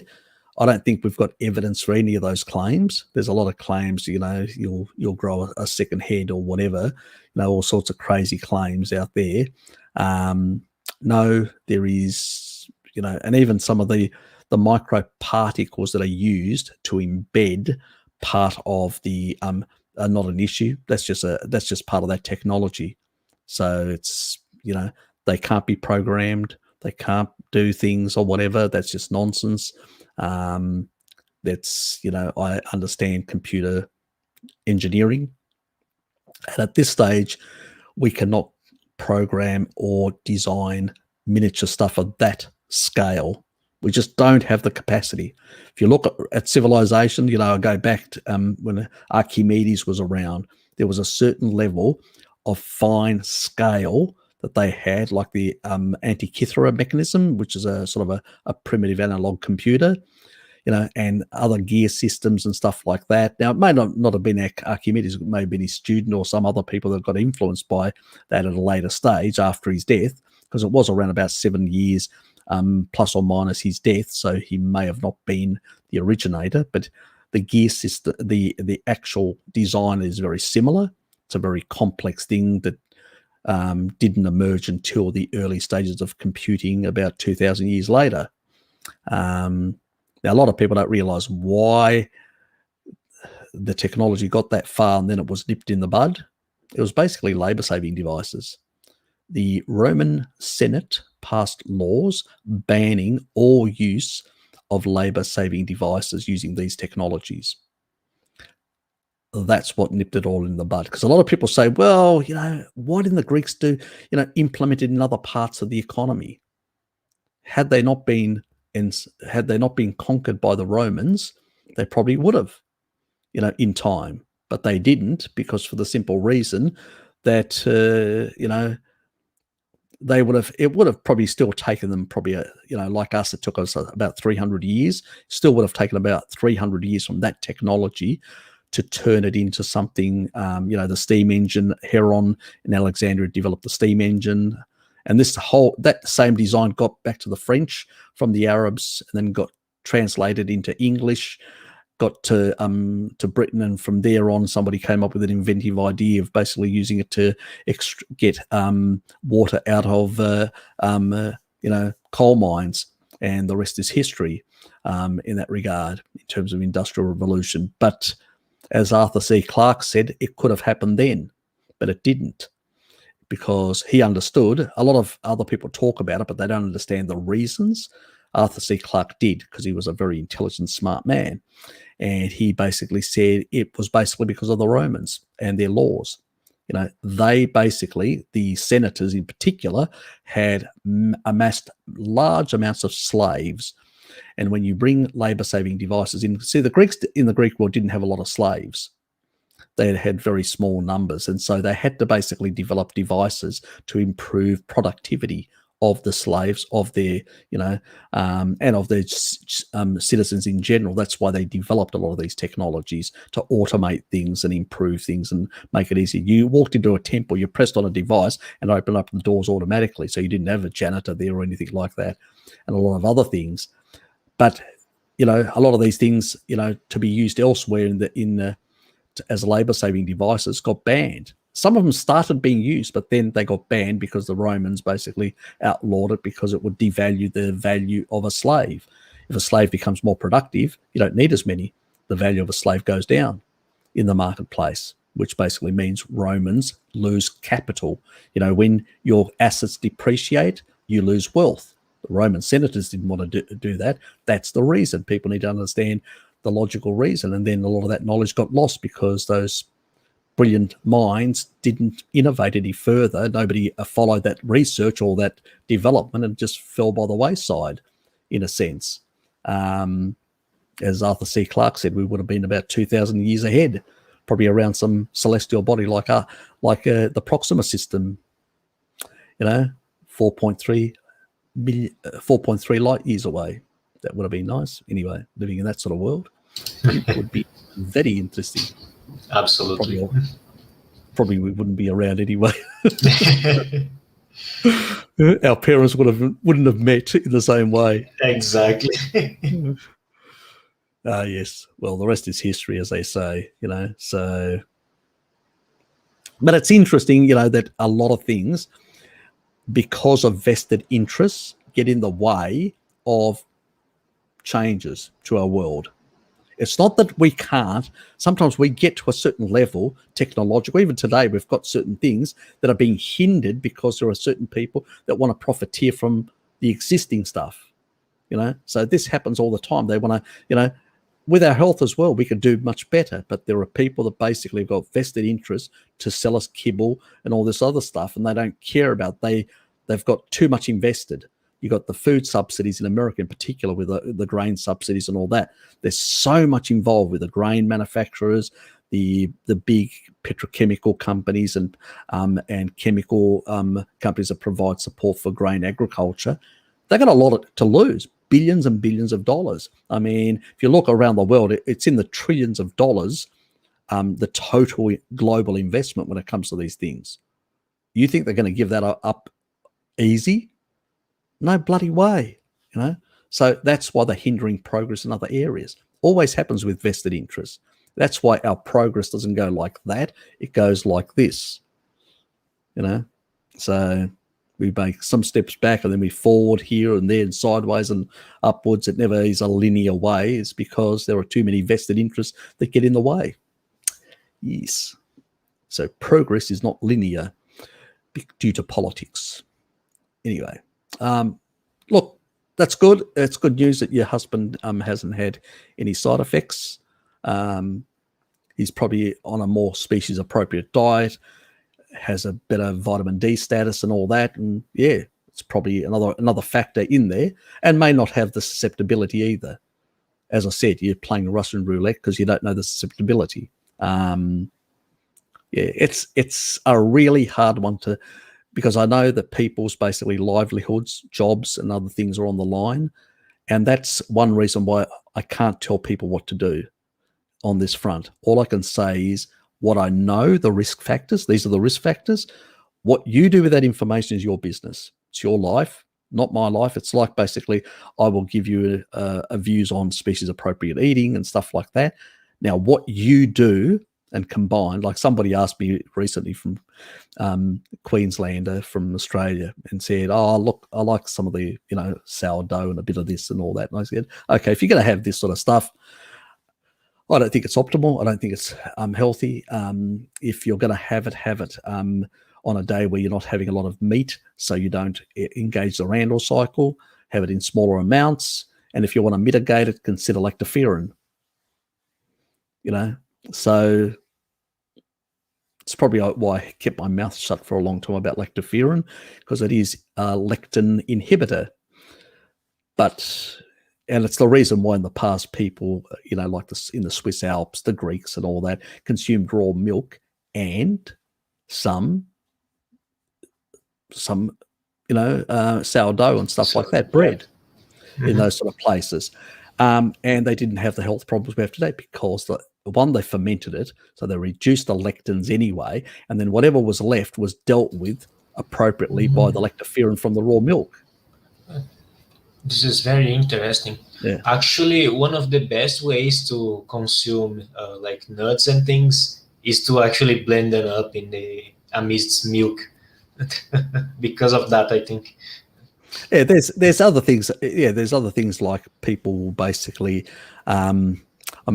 Gundry, he, the plant-based guy, he basically puts them like in one of those pressure cookers to knock out all as many of the lectins as possible. So other people do a lot of different things in that regard, but there are a lot of different options. I mean, I just see too much trouble to go to too much trouble to eat foods that basically provide such poor nutrition anyway. Exactly. I grew up. I'm too lazy to basically produce my own,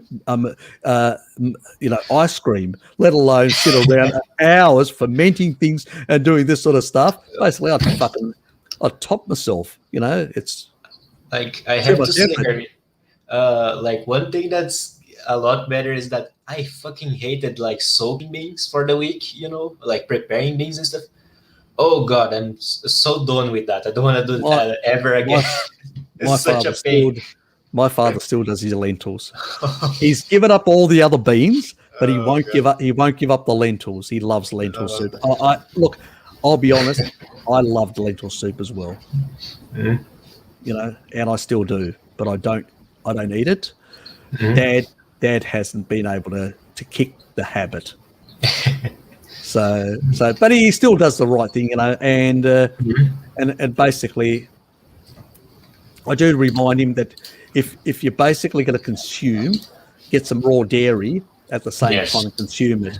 So, which is a good thing because he actually does buy some raw dairy, which is good. Mhm. So he does combine the two. So at least Nice. that's one positive thing. But you know, but it's just one of those things, you know. So what do you do? Yeah. And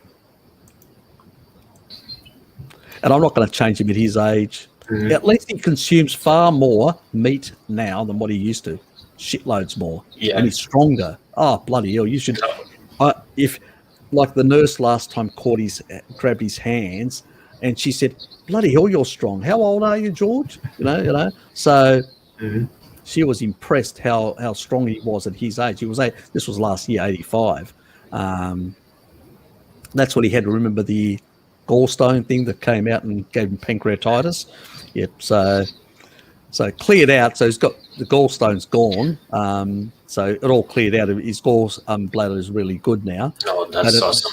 Yeah. But at the same time, the pain that he went through and the pancreatitis, yes, bloody wasn't happy. I can tell you, he was in agony. And he was in a couple of days in the hospital, and that's when I was there, and the nurse was actually texting me. She said, bloody hell, George, you're strong. She couldn't believe it. How old are you? And I said, he's 85. She said, bloody hell. You know, there are people younger in their 50s that don't have that strength. And I go, yeah, I know. I didn't make a big comment about it, but I said, yeah, I know. They're bloody weak ass because they've been on kibble for much longer. You know, Dad just basically dropped his meat in the last couple of years. You know, a lot of them, I've noticed a lot of older people, you know, when they get into their mid 60s onwards, they just don't consume as much. They sort of, you know, they're probably finding it hard because I think it's, again, what I mentioned earlier to Danny, that what happens is with a lot of people is they eat too much plant foods for a long time and their pH changes. And as a consequence of changing the pH, then they can't handle meat as well. You know, they don't feel as comfortable when they consume it, cooked meat, because remember, these people have been brought up with cooked meat, not with raw meat. Mm-hmm. Sure. So, yeah, and that's where they actually end up, you know, struggling quite a bit in that regard. I've been trying to get my dad to eat more carnivorously. My mom, she's kind of a lost case at this point, and there's not much I can do to help her. She's really stubborn, and yeah, I'm trying to do my best, you know, lead by example. But my dad, the thing about my dad is he absolutely loves like all the animal products you can imagine. He even eats like organs and stuff, which I don't like. He actually eats a lot of them. But the thing is, he's stuck with mom's cooking. Yeah. So he can't do much, you know. So he's still engaging the Randall cycle then. Yeah, pretty much. And he's got a beer belly. Yep. That's yeah. If you're engaging the Randall cycle, you're going to get that. It's inevitable. You can't be avoided. So John's asking me about Ruteri. Better floor, supposed to be taken daily with B50 and for a duration of 3 months, or taken when needed. Basically taken when needed. The B50 is a different thing. It's pretty much because you need vitamin D with a B50, because those beneficial bacteria require more vitamin D to be maintained in your gut. So you basically need to take the B vitamin together with a good dose of vitamin D. I would go for 10,000 IUs, 5,000 for yourself, 5,000 for the actual bugs. If you're that's in winter. If you're in summer, what are you doing? Get out in the sun, John. You know, get out in the sun, enjoy those rays. So it depends on your circumstance where you are. But Metaflor is one that usually you will only need to take it again if you're basically taking antibiotics.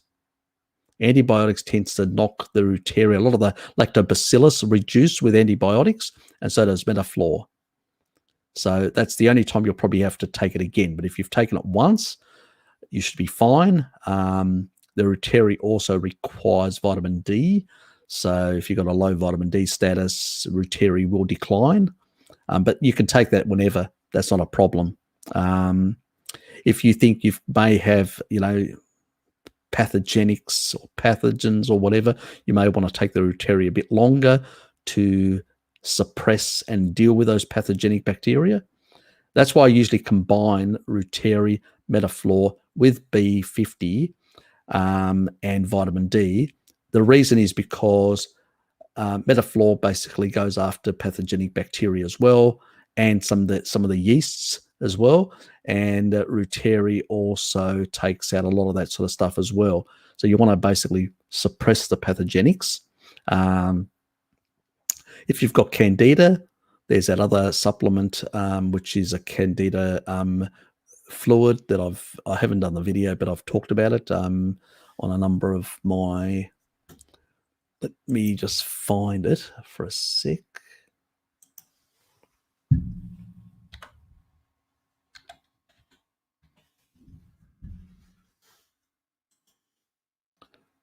And that's a fairly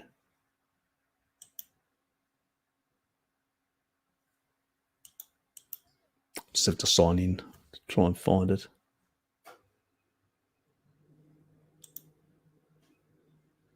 Oh, there it is.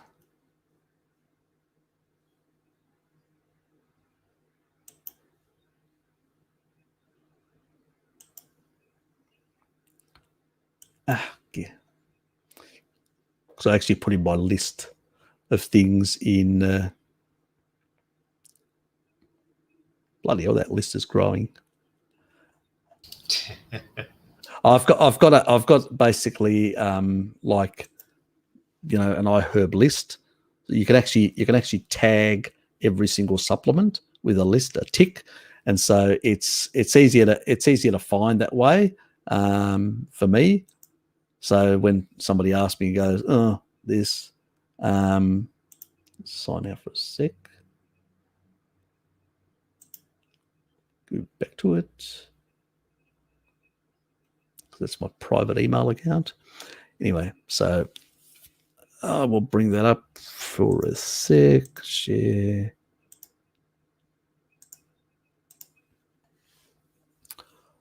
This is this one here.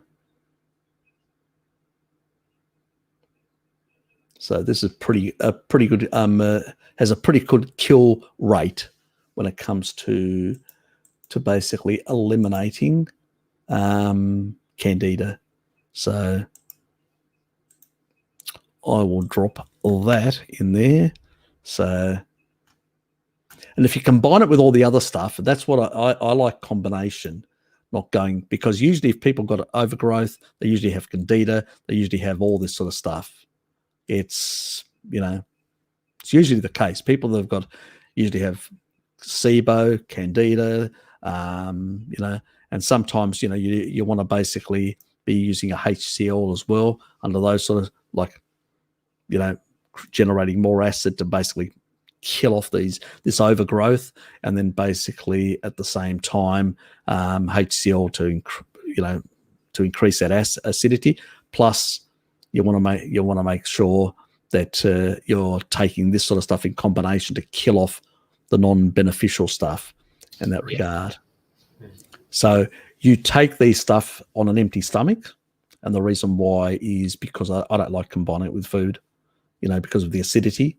So you take them on an empty stomach, and you basically want them to go into your body to basically compete with the other stuff. And then you want to use the bile and the acid. One, the acid for your stomach, the bile, good bile production, which is taurine, which supports that, and good flow of bile. And so basically to cleanse the small intestine as well from any overgrowth. Usually and that's why eventually this will be part of a sort of like a complete for everyone, because obviously I talk about it in live streams, but not everybody watches all the live streams, all the stuff and all that. So eventually I will do a specific protocol, and it will be like a gut, not a digestive reset. So it'll be a comprehensive. I would just basically say, well, I don't know. You can go and do a lot. You've got digestive issues. You can go and do a lot of tests and waste a lot of money and sort of attack things, in a narrow way, in a reductionist way, this part or that way. But most people, I find that most people, when they do have problems, they have problems because, let's put it this way. They have problems for the simple reason that there's a combination. If you've got SIBO, you're going to have candida overgrowth as well. They all go hand in hand, all these sort of things. If you've got poor, bile, or it usually, and stomach acid, it usually basically predisposes you to both SIBO and to candida. So all these things tend to go to in lockstep and all that, and sometimes just doing one damn protocol that just cleanses and clears things out properly usually nips it in the bud. The vitamin D has two effects. One, it supports the mucosal, all the mucosal layers, the defenses. So all the actual tight junctions, it seals them, which means it gets rid of the leaky gut problem. And on the other hand, and when you're on a species-appropriate diet, like with especially saturated fats and monounsaturated fats, they do increase DAO. So, but even if you're increasing DAO, which degrades basically histamine, at the end of the day, taurine also degrades histamine, which is a good supplement. And at the same time, you don't want stuff getting in to the bloodstream. The only thing that actually tightens those tight junctions, vitamin D, guys. It's so fucking obvious. It's because the collagen degrading enzymes are basically regulated by the fat soluble vitamins. Get the fat soluble vitamins up, the mucosal layers work properly as they're supposed to work ancestrally. That means they function properly, when you've got good levels of fat soluble vitamins. If you're eating animal fats, you will have the retinol, you'll have the MK4, you'll have basically the vitamin E, you'll have all the sort of fat soluble vitamins. The only thing that you won't have sufficiently is vitamin D, and that is the sun that gives you that, or a supplement. Otherwise, or a number of foods as well, but it's very hard to get to those foods. Not every place you can have access to the same food sources. So supplemental is the other way, and we don't work outdoors all the day as we used to. We are indoor creatures nowadays. We work in offices and other things like that, and so our vitamin D status cannot be maintained without supplements. It's simple as that. It's not perfect, but nobody basically is going to step out. I mean, I'm here indoors at the moment doing a 3-hour thing and then another 3-hour. So how much sun exposure am I going to get now that it's becoming wintry? If I was outdoors working from, like my father when he was a Boilermaker welder before he got into small business, basically he was from the morning, from crack of dawn, until the late afternoon, he was working as a Boilermaker welder outside welding, exposed to the sun, or other people that are working on the farmland, some exposed to the sun all day long. But if you're not doing outdoor work, you're not being exposed. And so that's going to be an issue. And if you're not feeding those beneficial bacteria with vitamin D, they will decline in numbers. So, just the unfortunate situation. Yeah. And like for anyone No, Tristan, I just noticed Tristan, 1,000 IUs is way too low. 5,000 IUs at a minimum. If you're out in the sun, with fair skin for about half an hour or whatever, you will generate anywhere between 10,000 to 20,000 IUs on via your skin. Now, that you may not get all that because there's a lot of factors for that. The hair follicles,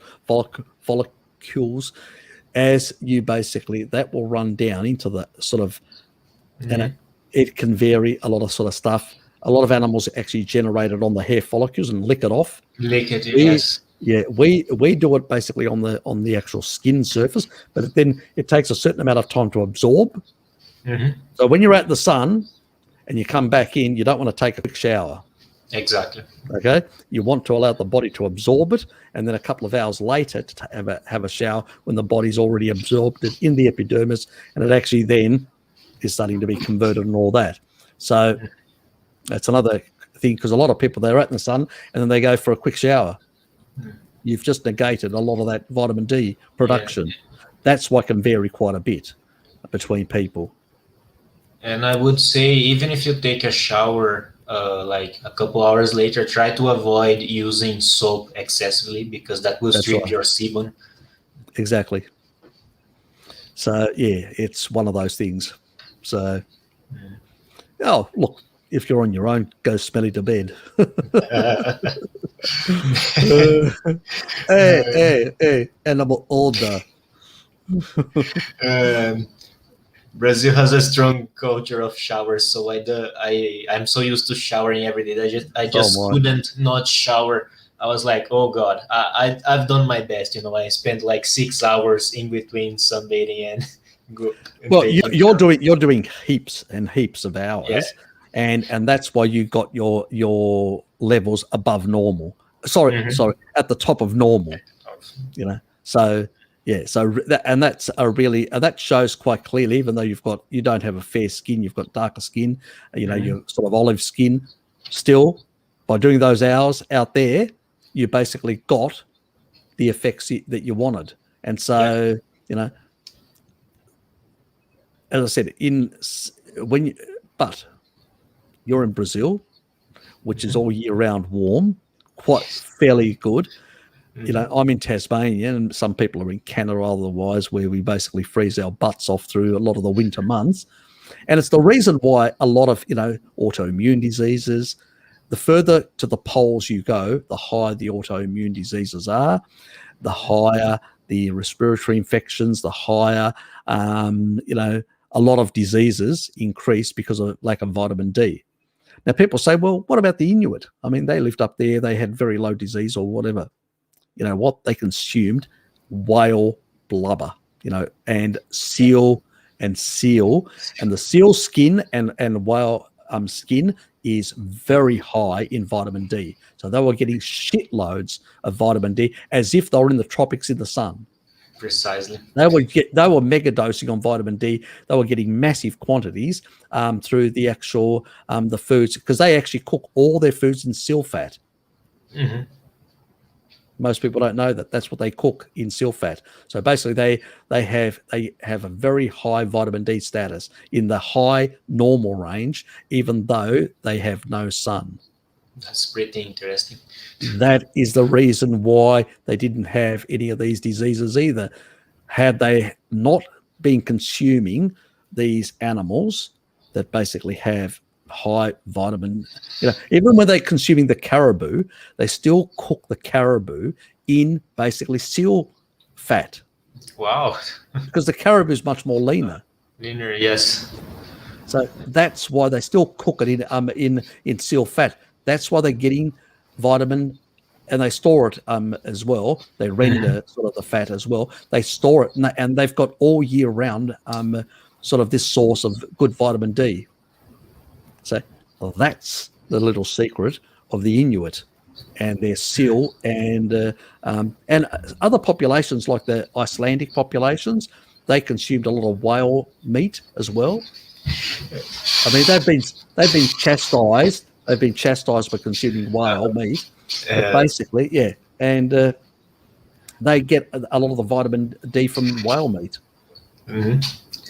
It's actually funny if some people are interested, you can Google for beached whales in South Brazil, and you Okay. see that when that happens, the local population is like, time for barbecue, and there's tons of videos of people barbecuing whale meat in their homes, and they're like, it's delicious, and I'm like, Yes, exactly. Say no more. Look, I can understand. I can understand. Basically, I used to be a bit of a, protect the whales and stuff like that. I used to actually give money to Greenpeace, and I used to give money to basically Sea Shepherd and stuff like that. I don't anymore, but I used to. So I had that, but I've changed my attitude and go, well, ancestrally, these people did consume these animals and all that. And I can understand sometimes as good management, stewardship, that basically we would say, okay, let's basically reduce, if this animal is very low, like the blue whale and a few others, let's protect them, because they basically, you just can't overfish them. You can't, they're not fish. You can't, these mammals, you can't over, hunt them, because for the simple reason that they're low in numbers. I mean, we need to use a bit of common sense in those sort of cases, but we need to not get this emotionally attached, because we are part of nature like all other species, and at the end of the day, species compete for food. One eats the other, and that's part of, so even these so-called, on the one hand, on my faith side, I see it as basically, God has furnished these animals for us. But on my science side of things, where these vegans will basically claim that, because they usually are atheists, a lot of them, and all that, and they will make the argument, because I believe in evolution, but I have a different perspective. I've explained it before, my religion, how I internalize and explain, the way I view the fall as in an animalistic within the material world and stuff like that. But I won't go into it now. I've already discussed it before. But the thing is, when it comes to this sort of approach, it's, every species a speciesist. So when a vegan says you're a species, say, yeah, but so is every other animal. If you believe in Darwinian evolution, you first ask them, you don't actually tell them. You say, do you believe in Darwinian evolution? They go, oh, yes, it's correct. So you're a species then.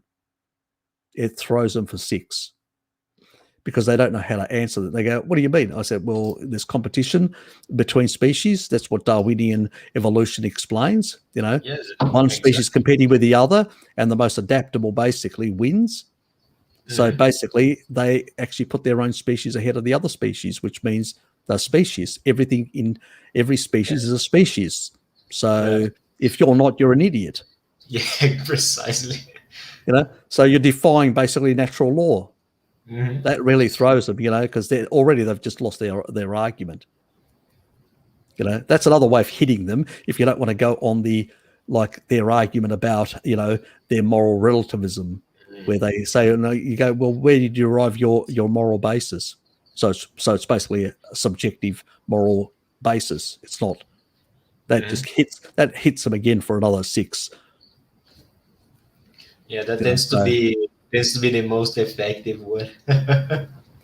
Exactly. Look, as I said, their arguments are so full of holes and so weak. I can take them down just like that, one after another, so quickly. I mean, my friends sometimes, when I have, people like that around, I'm told, like my brother Sean says, please don't say anything, because one of his relatives are like that, and they go, okay, I'll leave her alone. So basically, because we didn't want, because one lady, she in a company with a couple of friends, and she started talking this sort of nonsense, and I just basically put these arguments to her, and she just basically was dumb. She had no reason whatsoever, and I could see everybody else felt uncomfortable, everybody else around me felt uncomfortable and all that. I didn't. I was fine. I just kept on the fight. You want to put misanthropic ideas forward, my dear? I will basically blow you out of the water and show what an absolute charlatan and what an absolute cockwomble you are to the rest of them. So your arguments will never get any fertile ground amongst these other people because they won't fall for the bullshit. You know. So once you actually attack them on the moral thing and basically on evolution, you've annihilated them. Their argument just on those two. Other people will look at them and say, "Well, where's your basis for your argument? You've got no basis. It's only your personal, feelings. You know, I don't give a shit about your feelings." And it's funny, like if these plant-based people, if they simply admitted that, oh, you know, this is a decision I'm making because of my personal feelings, and they stopped preaching out this shit, that's fine, you know. I don't care. To yourself.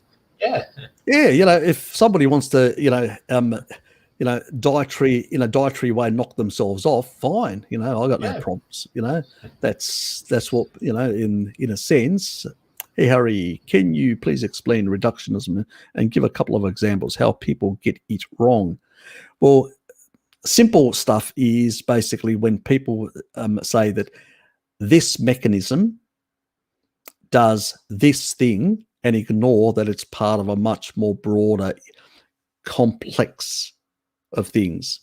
You know, I mean, in the medical field, you could basically say the LDL thing. Oh, high LDL is basically bad for you. No, oxidized LDL is a problem, not high LDL. So that's a sort of a reductionist view that certain people have. Certain people will turn around and say that a certain substance is really bad, that, you know, the reductionists, where they will say heterocyclic amines that you get from cooked meat are really bad in a massive amount, in a non-physiological level, you know, which basically would mean you would have to consume like a truck full of meat, which would be physiologically impossible. Yes, that amount of compound then could be a problem because your body can't detox. But basically, you know, drinking shitloads of alcohol as well, like let's say a truck full of alcohol will also kill you. You know, probably even less than that, but you know what I'm getting at. A reductionist basically is one that basically says, "Oh, this will kill you." No, there's a dose. They'll ignore the dose dependency, or they will ignore a whole lot of other interactions in the system. You know, that could be at play. A reductionist basically looks at a specific biological pathway, a bit like the repeat people that say, "Oh, if you don't get this, you can't support the thyroid in this way, and your thyroid won't function." But that's a reductionist way. But when you actually look at it in a more complicated way, you actually realize that there is a lot of other factors that are at play. And it's not just that. You know, there are mechanisms like reverse T3 is a problem if basically your TSH is going up. If that's going up and your reverse T3 is going up at the same time, that means there's some sort of mechanism there that's not working. If TSH is basically coming down as reverse T3 goes up, it's actually a protective mechanism. There's nothing wrong with that. Yep. So it depends. But a reductionist will say, "Oh, you've basically got reverse T3 going up. That's a bad thing for the thyroid." And that is what reductionism will use, that sort of argument, but will not look at in its totality how other things are actually behaving at the same time. That's how our body works. All organisms are complex interactions and adjustments to nutrients and nutrition and things that are happening around us. So when you basically have less sugar coming in, gluconeogenesis goes up. When you've got more, it goes down. You know, glucagon, insulin adjust and all that. All these things are adjustments that actually happen. You will store more, which is good if you're doing it short-term storage, because basically you've got then food, enough fat for a rainy day in winter. All these, these are sort of physiological. Reductionists basically ignore all that and just basically focus on one or two things to make an argument. Hope that explains it. Reduction is basically just looking at one pathway and ignoring all the other pathways and the interactions of all those pathways, and putting things in context of the interrelated pathways and their interactions. Yes, I guess another big example would be how people say that the sun can cause skin cancer, which is like, that only happens in a very specific instance when people aren't getting enough fat soluble vitamins, and when they are like burning themselves repeatedly over time. Exactly. And incorporating seed oils, which are actually putting lipids which are oxidized in their cell membranes, incorporating the wrong type of lipids as well, in combination with the lack of fat soluble vitamins. Those two. But most people just look at, in what exactly? Because and you're right, even if you basically don't have seed oils in there, you could basically do a low fat diet without any seed oils, like some of the vegetarians do and all that, or vegans or whatever, but they still get burnt. Why? Because lack of sufficient fat soluble vitamins. Again, another reason. So, but a reductionist basically just sees the burning and ignores all the other stuff. Very true, very true. But it's basically in terminology, it's basically looking at one pathway and ignoring the complex interactions of all the other pathways, how they work together. And reductionism does have its value. When you take a complex thing like, an atom, and break it down to the muons and gluons and all the different parts of an atom, that's called reductionism. It's to be able to understand how the different parts work. There's nothing wrong with that. That's a good thing. But you can't then say that this is how the atom works. No. It's the complex interactions of the parts of the atom that make the atom work in a certain way. And if you ignore that, you end up with pseudoscience. And that's what these people do, end up with pseudo crap. And that's the funny thing. You've got like Georgie, that guy that actually Danny gets on, Georgie Blinkoff or Bink, I call him Blinkoff, and he sits there and tells you how, sugar's basically going to maintain your hair, and he's got a receding hairline. He's losing his hair. He's going bald. He's going bald in front of people's eyes, and basically he's promoting the repeat formula. He's going bald, and here's me, who's basically got genetics. A lot of my relatives are bald or patchy hair or whatever, and here's me with strong hair and thick hair and all that, and I'm basically a carnivore, and I've got all the genetics, and I've showed you the genetics multiple times. The complete opposite. So who's doing it fucking right and who's doing it wrong? Fuck me. It's funny when I think about it. I've basically been eating like the omnivorous Brazilian diet I've eaten most of my life. It's basically a repeat type diet. And people are like, oh, it's so good for your thyroid. No, it isn't. Look at what happened to my thyroid. God damn it. Exactly. That's exactly right. So it's just fucking crazy. It's weird and wonderful. Bloody hell, picked up out there. The rain. I don't see myself going for a walk. Let's continue. What is the word on eggs? What exactly to look at for packaging, or asking to local farms if you want top quality and nutrition and a regular cheap store eggs, very bad or not, too horrible? Okay. This is the ins and outs about eggs. The more an egg is basically produced by a chicken that is actually eating more bugs in, like you've probably seen people basically have these like they truck out into an open paddock a whole lot of chickens, and then they allow them to basically roam around. They usually have a dog close by to make sure that no predators can come and attack, or they've got people or cameras or whatever to basically protect the chickens. and the chickens basically are out all day, basically just eating bugs and whatever. They do give them some there. Look, even though they do throw in some scraps and other things, so there are some plant-based products that fall in there, but they're also eating bugs and stuff like that, worms and whatever else. Mhm. Now,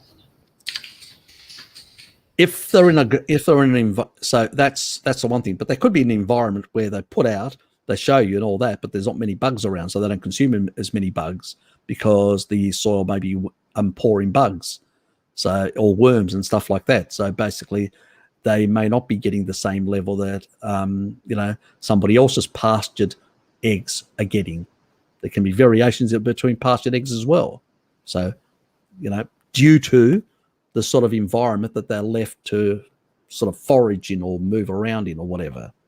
So that's the other part of the other side of the coin, so to speak, that we never talk about in this industry. So that's that part. Then you've basically got free range. What do we mean by free range? Free range is where they've basically got the piece of land that's sealed in, and the actual chickens can venture out of their coops, in and out, and just free range within a certain area.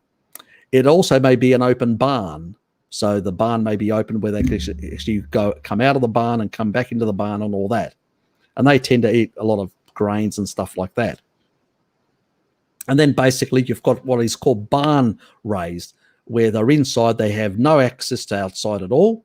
They still can get access to, because usually the barns are soil, so they can still sort of eat some bugs in there as well, plus the kibble that's in there as well.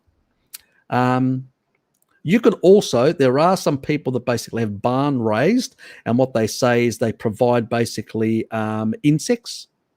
So it's this insect food that's provided to these, so which is animal based. Because remember, so you provide insects and the barn raised. Well, that is as good as basically pastured, in a sense, because they're basically they're eating an animal-based food, insects, no different than eating bugs out there. It's just basically being provided by that. So there are different types of barn raised. Then there are barn sort of raised where restricted movements, where they've got them segregated in certain things, particular certain types, like they'll make sure that they keep them down to a certain number so they won't peck each other. And then basically, they usually cut their, they make adjustments to their beaks and all sorts of things. Especially their claws and all that, they tend to shorten those slightly and do a number of things to basically reduce the amount of, where if they're very close, they're not caged, they will basically mutilate each other to some extent as well. So that does happen. And then there's the caged ones, which basically are, the caged chickens. That doesn't need to be explained. Everybody understands that. They're just eating kibble. They've got no access to any sort of insects whatsoever, whatever. Where in barn they still have a bit, not all of them. It varies. So that's the sort of level of, and what you'll actually notice is there are micronutrient differences and the fatty acid differences due to that. And it varies quite widely. So, are cheap eggs bad? Probably not. Remember the guy that actually used to consume 25 eggs a day? Do you think that where he was in that nursing home, do you think they were actually feeding him the best quality eggs? I'm just asking, posting the question. This is in the 90s when there was a lot of caged, there was more caged eggs back in the 90s, because that's when it sort of started, this caged egg production, and there was less, there was no free range eggs. There was nothing of this. The majority of it was barn or caged at the time. This is back in the 90s. Now that's the sort of eggs he was eating, 25 eggs of those a day on average, sometimes 30, sometimes that. Do you think that basically the nursing home would have gone out and bought him the best quality eggs? Don't be. That'd be daft to actually even think that. So, even the poor quality eggs, which he was consuming over multiple decades, still he had very good, lipid profile plus very good general health compared to other people his age at that time. So, are these eggs that bad for human health? Probably not. And if you're on a carnivore diet and you're getting basically sufficient, both omega-3s from fish, some fish here and there, some other animal foods, you don't really have to worry about the lower amount of omega-3s in those caged eggs. Yeah. So, as I said, the matrix, the way in animal foods that fats are held and protected and maintained is completely different than something that comes out of an industrial system that basically strips away all the protective bondings that exist, and plants are much more vulnerable to this.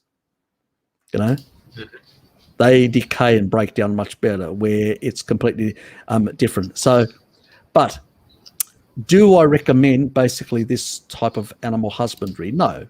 I think it's horrendous to basically treat animals like that. Not because I'm a vegan, no, because I think it's wrong. The reason why we're humane is because we have animals that basically are in, like cows and that free range and move around pastures and all that. They're quite comfortable, their lives and all that, and then we knock them out in the end and just basically convert them to food. But they are much more. They live a very tranquil life compared to wildlife, which are under constant threat. And on top of that, they actually live a very until they're knocked out, and basically, So we're very humane in that way, because we realise, we can get our food without basically, mistreating animals, pretty much. Not because I'm a species, because it's the right thing to do in that regard.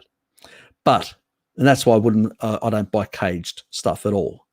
Yes. But I do, I do buy pastured primarily.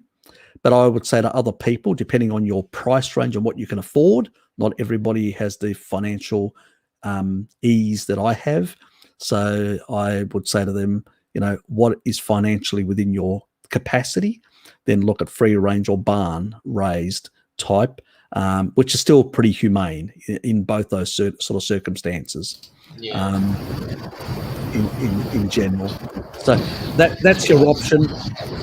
And when it comes to the sort of the quality and stuff like that, as I said, it's the micronutrient quality, which is going to be different. The general protein is not going to be much different. Some of the fatty acids are going to be slightly different, but it's going to be the micronutrient difference. It's not going to be horrendously, not going to be massive, because otherwise these animals would not be able to, they would cease to breed. They wouldn't be able to, so it's not going to be, but it's still basically going to be suboptimal in that regard. Yeah. So, but I would say that, I wouldn't get too wound up about the way we nowadays look. I know because of the paleo movement in particular, that's where a lot of this sort of nonsense came, that it had to be perfect. Yeah. There is a guy that used to be carnivore, and I'm sure I don't need to mention his name, but yes, he's we know. Excessive about, oh no, you can't have conventional eggs. It's really hard to find the proper eggs and stuff like that. And I'm like, stop with this crap. Like, you don't need to have chickens that are fed only animal scraps and high omega-3s. That's nonsense. You don't need that. Look, even if you go back and look at the chickens actually in nature, or the chickens basically of early agriculturalists or whatever, they were eating just whatever scraps were around or whatever. So, if you want fairly good, grow your own. Get your own in that regard. So, Hey, should we put Blinky on timeout for fun? I think so. Yeah. He should be put on timeout just for the laugh of it. He says Harry would send anyone asleep. Let's just put him on timeout. I'll let Harry do Use it in timeout.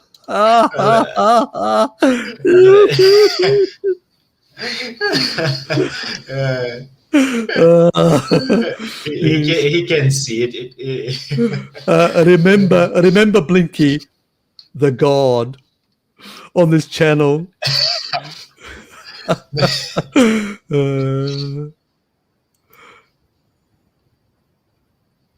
Oh God.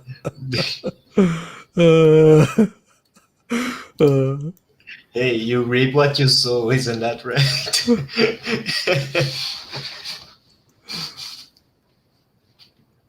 I'll put it back. I'll put it back there. I'm just having fun. But I'm gonna leave him on the 300 seconds anyway, just for the hell of it. Just 5 minutes. That's it. Anyway, yeah. So yeah, I wouldn't get too wound up, And remember, it is completely and utterly, people go too wacky about it. I don't know. You'll have to ask him because he doesn't get he gets the cheaper blue blocking glasses, but I'm not sure.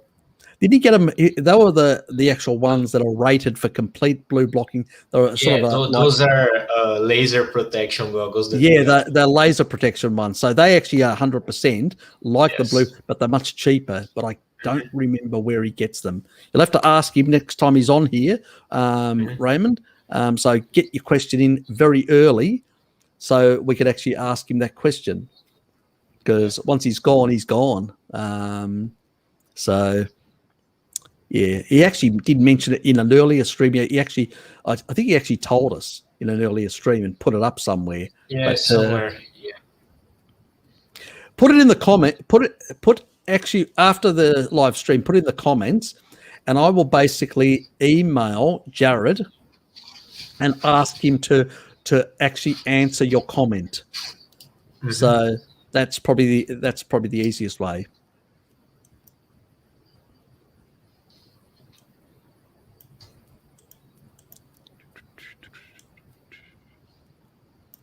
Oh, he's actually put it up there anyway. Oh, there you go. Oh, he was around. He was still around.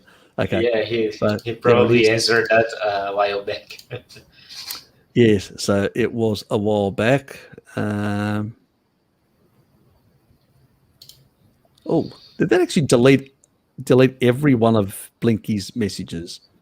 Oh God, that shouldn't have happened. Yeah, I thought it was just that one and those. Sorry, Blinky, I didn't realise that. I went too far. Oh, why am I apologising to Blinky? Yeah. Nah. That was fun. That was still fun for me. So I think I've unblocked all of them. That's right. He's only on the 300-second thing. Well, I'll still leave him on that. Currently unavailable. Okay. Yes, and such is.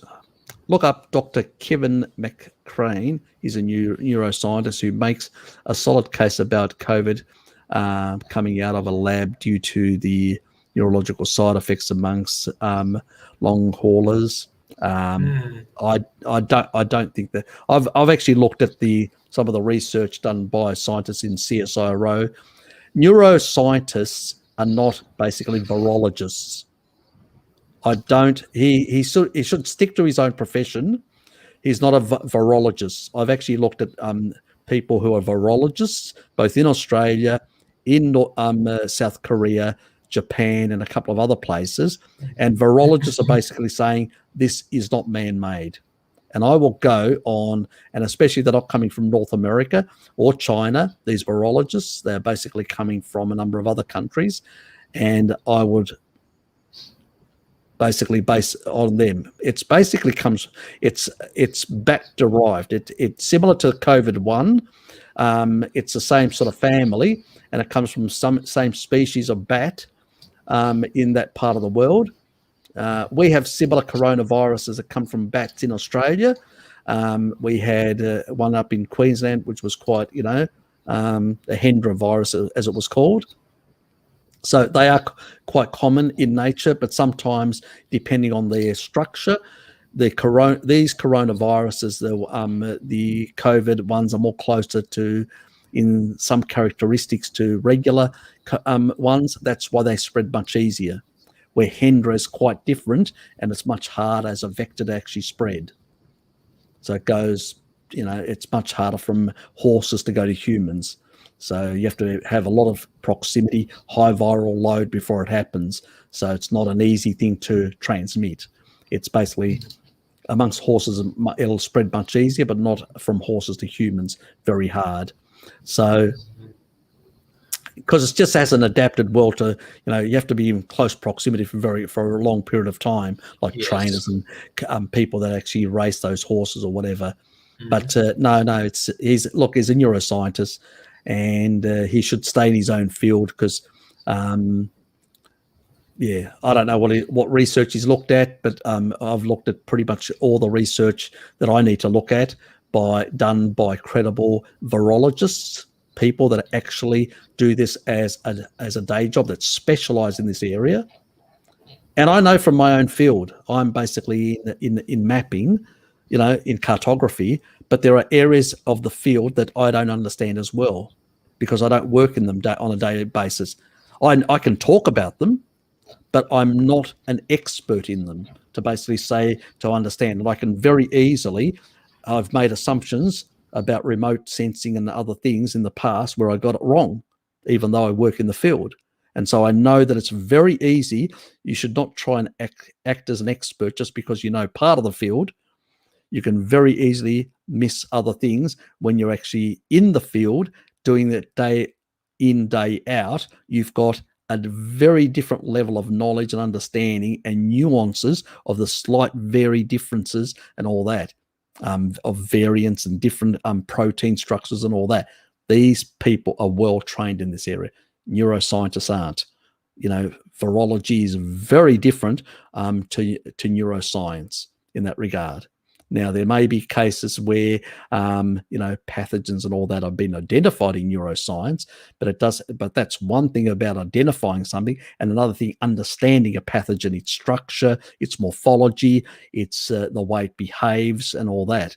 That's far more complex, and it's somebody that's trained in the area that does that research on a daily basis. So I wouldn't bother myself being in a technical field and knowing from my own experiences how I can get it fucking wrong in my own field by looking at other areas that I'm not as experienced in. I usually say to people like that, you're not an expert in that area, and you've got to look at the research. Don't come up with your own assumptions. So yes.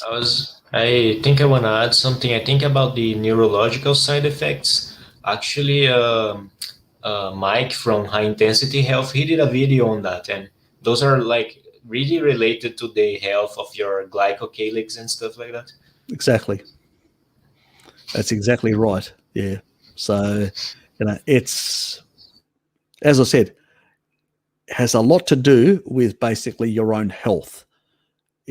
What sort of state it is, and for somebody to basically be talking about the morphology of a virus and what they think the morphology is and where it derives from, as far as I'm concerned, is to show me the lab where you've actually taken this stuff and actually looked at it in detail and actually assessed it and made and being able to show mechanistically where it falls down. I bet he hasn't. He's made a whole lot of assumptions and speculations, and that isn't science. That's actually the worst form of evidence. Oh, Blinky's put something up there for me. I hope it's rude, Blinky. Oh, that's a classic. I've got to put that up. He's provided me that before. Waiting for Harry's streams to end. You can always go, Blinky. You don't have to stay around. Do you expect your life to basically last only for the next 3 hours or 1 hour? Your life expectancy is pretty low. Is that the life expectancy of a frog from Western Australia? God, you fucking critters live very short lives. Do you reincarnate yourself each time or clone yourself?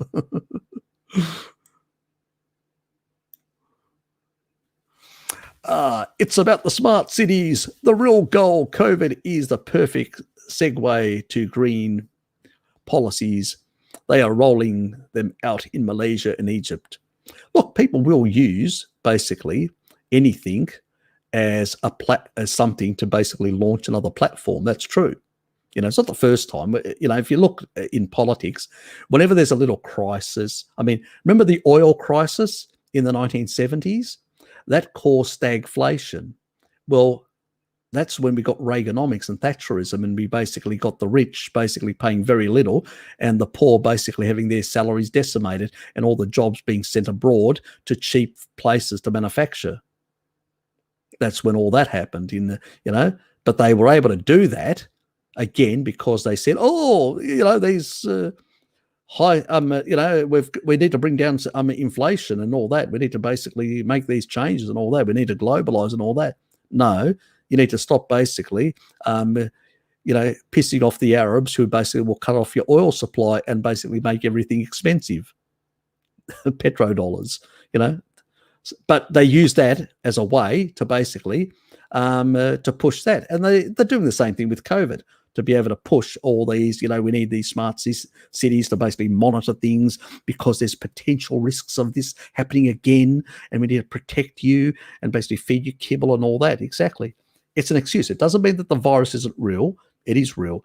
It doesn't mean that it doesn't kill a certain amount of people. It does. It's a bit more lethal than the average flu, but it's not a pandemic either.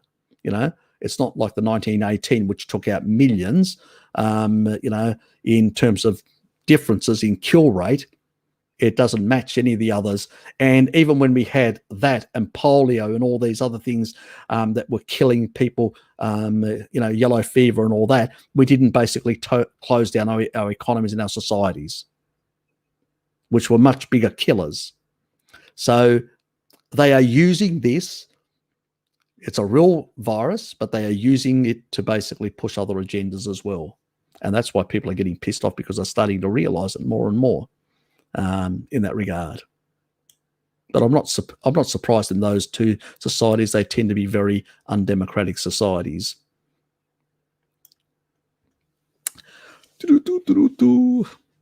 Yes, exactly. These laser glasses.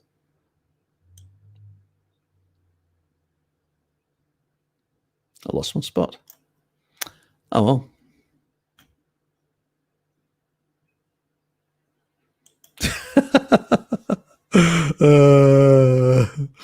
That'd be something that would be something that would come from Blinky.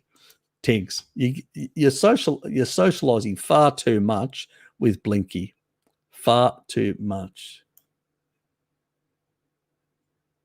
Oh, he's got another one. He's got another one waiting for Harry to get to my question.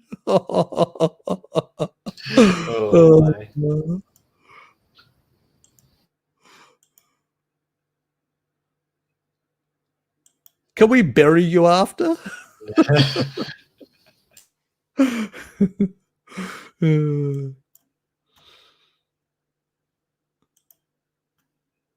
I know. We'll cover him in ice cream. Nice green money. Embalm him in ice cream. Oh God.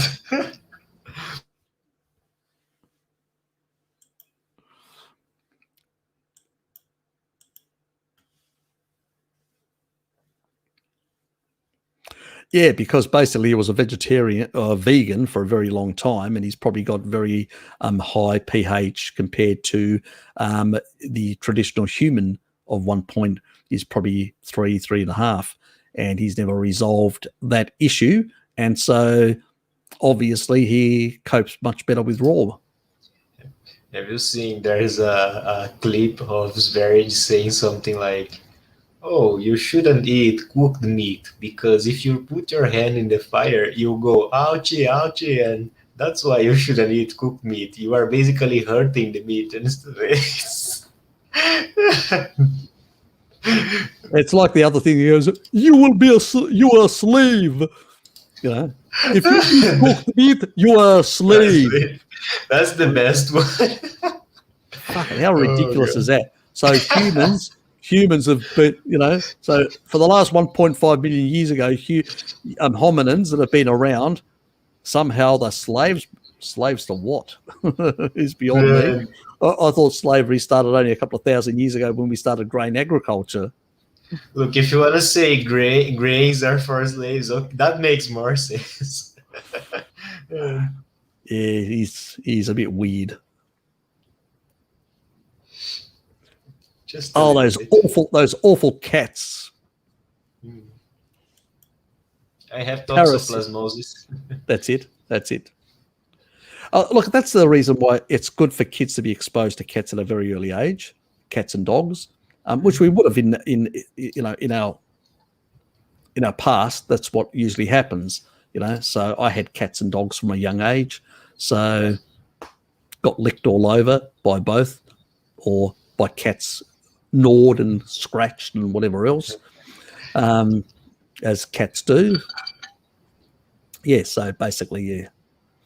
Anyway, she's probably gone to bed anyway. So yeah, you're welcome. By the time we got to her question, or I did, let me be more precise about that. Yes, you had to be 3 lives to catch Bart's latest. Yes, I was fighting with my computer and which was crashing. It seems still stable. Cross your fingers and hope it doesn't crash again on me. And at the same time, I will go and check Bart's because he's always funny when the vegetarian basically talk nonsense. They're always talking crap about one thing or another. They don't make any sense. I mean, Elizabeth, what's her name again? Elizabeth. One of the other ladies actually showed me. The lady that actually does that. That lady that actually does that YouTube thing about that paleo is wrong and all that, and Oh yes. Yeah. Well, she's actually a vegetarian. She actually is. Yeah, she's plant based. Not surprised. It's exactly. She's plant based. So let's just get all over it. She's selective with the truths. And she basically uses archaeological evidence from times when humans were basically transitioning to agriculture.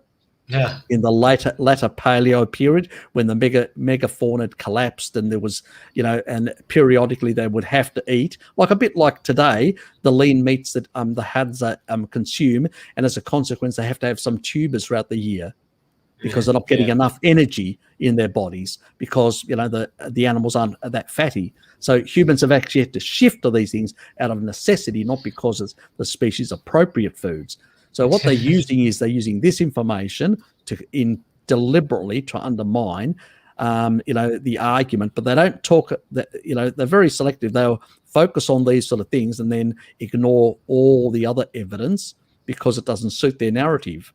And then they'll come up with some spurious, stupid arguments and all that can be pulled apart very quickly and all that. I probably have to do something on her at some stage. Yeah, probably. And a few, there's so many bloody out there with all these crackpots ideas.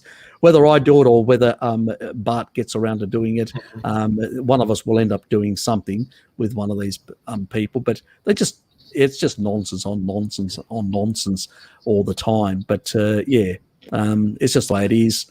What can you do? Yes, exactly. Yes, it's yes, nice. yes. Yes, exactly. Slam dunk those veg tards. Yes, that's what I say. Harry, I've seen some vegans trying to refute the N15 studies, saying they don't distinguish mushrooms from meat. Any truth? Nah, it's nonsense. Absolutely nonsense. It's absolute nonsense.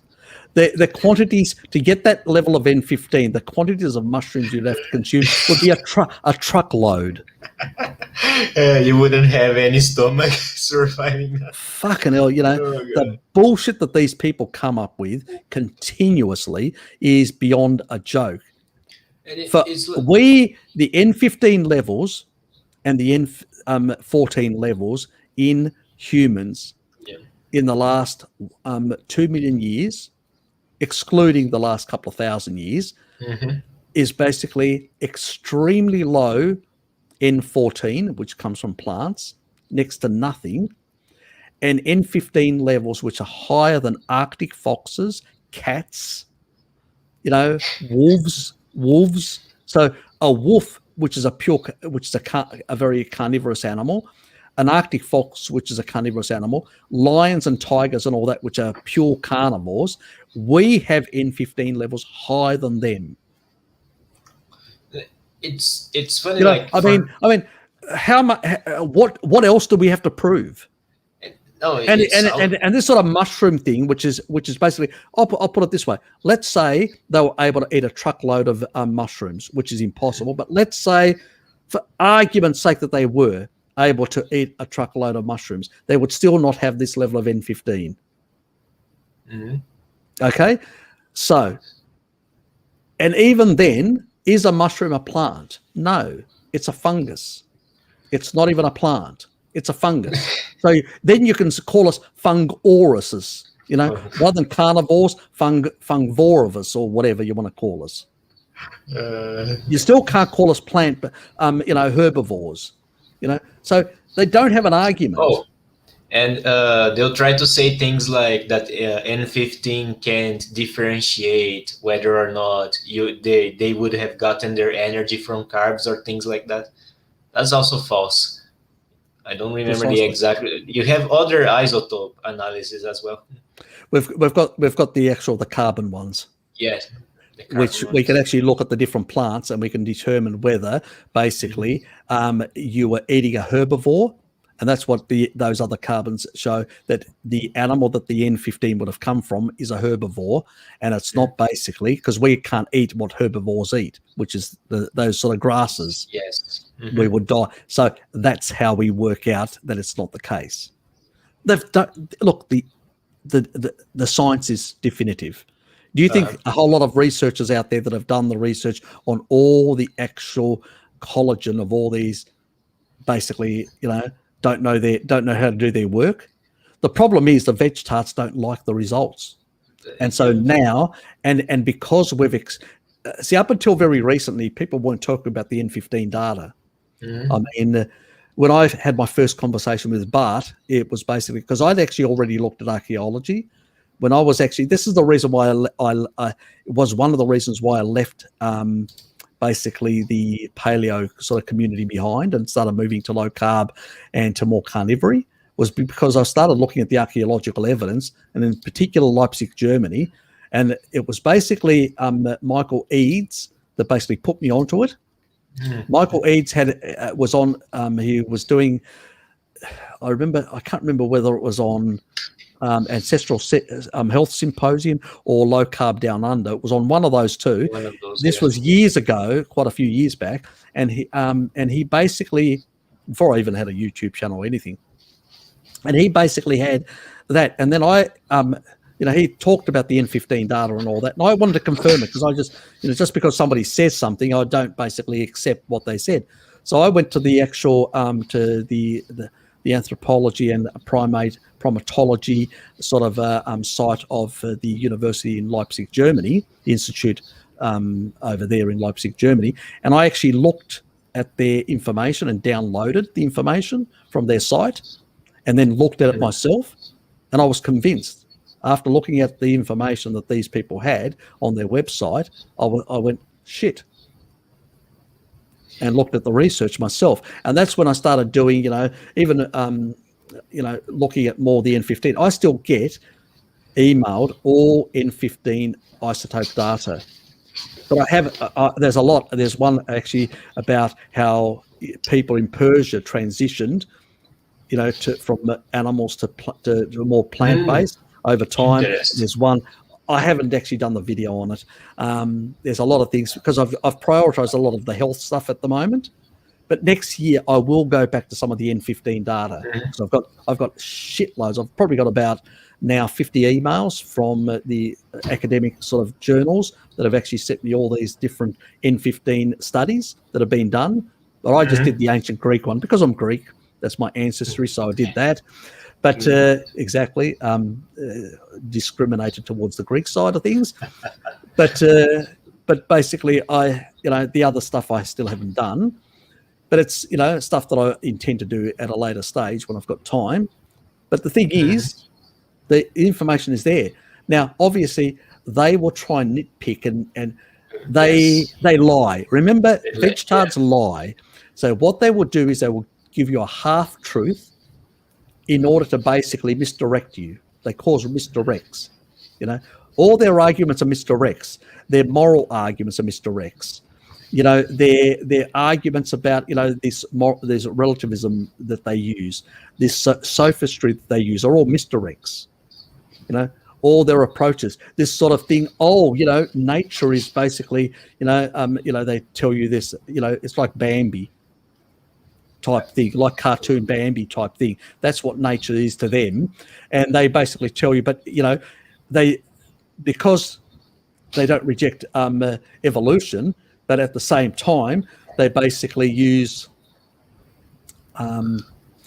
certain arguments, selective arguments, even there. That's why when I actually argue with them, I bring them back to the core elements of evolution, the core elements of faith and ethics, those sort of core ethics elements, because that usually just decimates them. They hate that, Yes. So just remember that they. Go ahead, Harry. No. Finish what you want to say. No, I was going to say, because at this point, if you know anyone that's vegetarian, or if by chance there's any of you watching this, your movement used to be about nature a while back. They will try and go and say things about, you are going against the huge monocroppers and things like that, but it's come to a point where they realize that this isn't natural. You see the vegan leaders today, what they say, they talk about supplementation and things like that. They talk about sort of gamifying your diet. They accept that it's not natural and that you need to think about it and structure things. So this has nothing. Exactly. Hunting an animal and eating animal flesh doesn't take a lot of thought. Yes. Doesn't take a lot of planning and all that. And, the Inuit just go out there, knock off a couple of animals, take them back to their igloo and basically eat that all year round. The Maasai basically have their animals. They get the milk, they get the animal flesh, and they do that all year round. The Hadza go out there and hunt and have some seasonal plants here and there, and that's how they survive. But everybody's got their own niche and way that they've actually adjusted or coped within their modern day environments that they live in.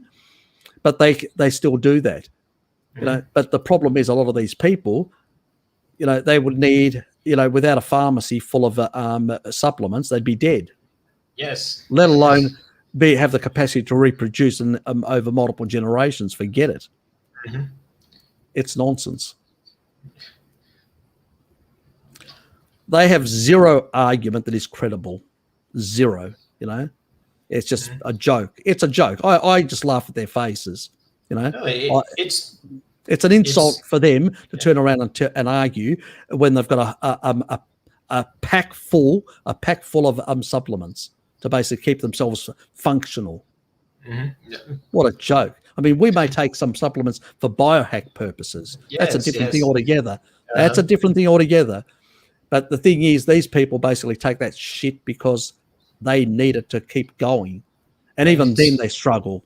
Yeah, and even the people that do so-called whole foods, plant-based, they still need to eat some kind of supplement, or they will eat something that's packaged and has been reinforced with nutrients and stuff. Let's not forget, a lot of the doctors, they use a lot of injectables. Yes. Yes. Let's not forget. I mean, you take and also crack, charlatans, because he's not a crack, but he's a charlatan. He's a con artist. People like our dear friend Durian Rider. He basically, does all this sort of stuff. He does injectables. He uses injectables all the time, and that's what Freely does as well. They con people. There are young, impressionable minds out there that are being conned by these two people who basically tell them, plant, you can eat plants and all that and sugar and all that, and you're fine. But they don't tell them that they basically are injecting B12 and doing all this sort of stuff, and he's taking basically steroids. We admitted it to Bart, but they don't tell them openly that you have to do all these other things just to keep going. And that's why most of them don't last. And they say, oh, you did it wrong. Well, tell us how you're doing it. Show us your injection cabinet of all the little things that you're injecting up in your arm, and show us all the other stuff that you're actually doing and the steroids and all that to maintain muscle mass. Show us all that, and be honest about what you really do to keep going on that degenerate misanthropic diet. Fucking charlatans. It's absurd. Like, there's something about it so appealing for a certain group of people, but I just can't understand. There may be something about self-esteem being low or something, but I just can't understand why there's got to be something. There's got to be something that's playing up there, because any logical person would say, if I have to do all this, this isn't appropriate for my health. Yes. There's something wrong with what I'm doing. Exactly. Look, you deserve to live. There's nothing wrong with eating the things that make you live and live well. Yeah. Why would you reject that? Yeah. But it shows the level of misanthropy in their ideology and their thinking that exists. Just really weird thinking. Look, there are people that have got really weird thinking out there. Let's put it that way. It's the reality. Some people have got really strange thinking. Anyway, MSM, what do I reckon? I suspect is basically a sulfur amino acid. Look, sulfur is good for you.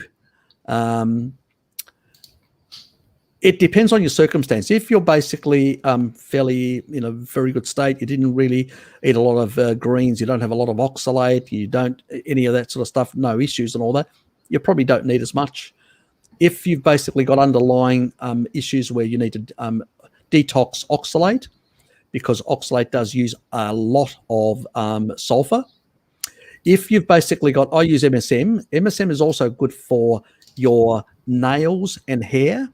It's really good because keratin basically binds really well with sulfur. So it basically makes your hair follicles stronger. So that's another little biohack for those who want stronger hair follicles. This stuff to be a bit stronger and firmer and tougher, and MSM is really good for that, because your taurine is going to be used by the body largely, and so for methylation and for bile and other things, and the same thing with when it comes to methionine from all the animal foods that we consume. Yes, if you have a lot of those things, but not everybody eats enough meat sometimes. Everybody's scared about protein for some fucking reason. But anyway, everybody's an mTOR expert apparently. Yes. Even though the insulin to glucagon levels are very low and mTOR cannot over, if you've basically got lower activation of insulin and IGF-1, mTOR is not going to basically over. It doesn't happen.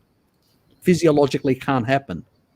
Mm-hmm. So you can only get higher levels of mTOR if you've got higher levels of IGF-1, and these sort of things, and insulin. They go in lockstep. So the reality is not going to happen, guys. So, and we know from experiments from tribal societies that eat meat and all that, they don't have they don't have these excessive. The only time is when you engage the Randall cycle and you're pushing up other growth pathways. That is when, it will go up. mTOR will activate even higher. So you still need mTOR for muscle protein synthesis. So it's all nonsense in that regard. I've done the protein stuff and I've talked about it. Go and see my recent protein one. Will give you an insight, and go and see the older one that I did, which was on the monkeys that were fed about 70% protein. And they were lean and healthy and in very good nick, had no health issues whatsoever. Why? Because basically they weren't engaging the Randall cycle. Oh, that little problem, mixed macros, too much sugar and fat at the same time. They weren't doing that. And that is why. And that is why it's not a problem. So do not worry. As long as you're not throwing in sugar, don't have to worry. Anyway, now, so MSM, good. If you have come off a high plant-based diet in particular and you're going to be oxalate dumping and stuff like that, MSM is definitely a must. If you've got, let's say, weaker hair follicles, MSM is pretty good for that as well, so, and for nails and stuff like that. Anyway, we will move on. Thoughts on using digestive enzymes long term. Can it have negative effects on your natural production of enzymes? There's two schools of thoughts there. Some people think it can. Some people think it doesn't really. There's a lot of half truths in both camps, and we don't have any long-term studies anyway, so we don't know. Is the plain simple answer? We do not know.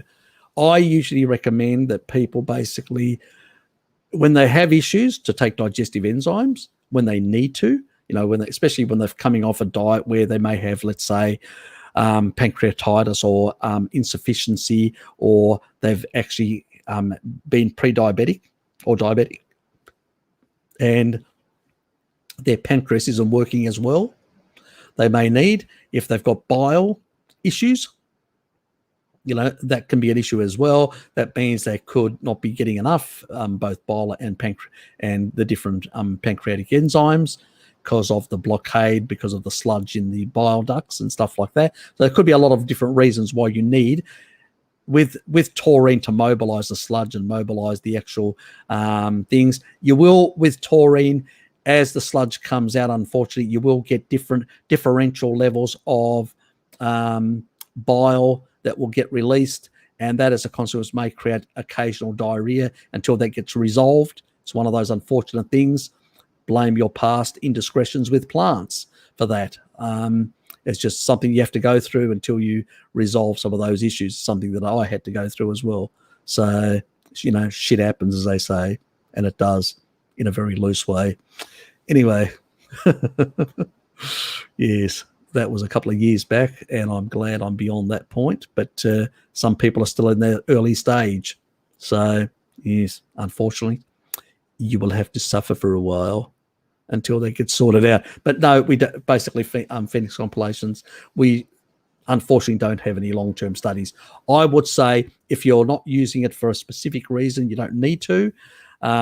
Or you can do the traditional thing where humans basically had some raw, like beef tartare and stuff like that. Why? Because you get enzymes and stuff like that from raw foods.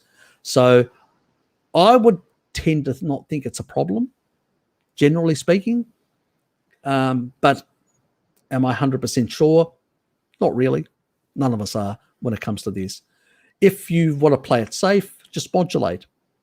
Take once every month. Take some, in 1 month, give it a miss for 2 months, and then take again. So if that's your concern, there's always many different ways you can do it. You can modulate things and change them a bit.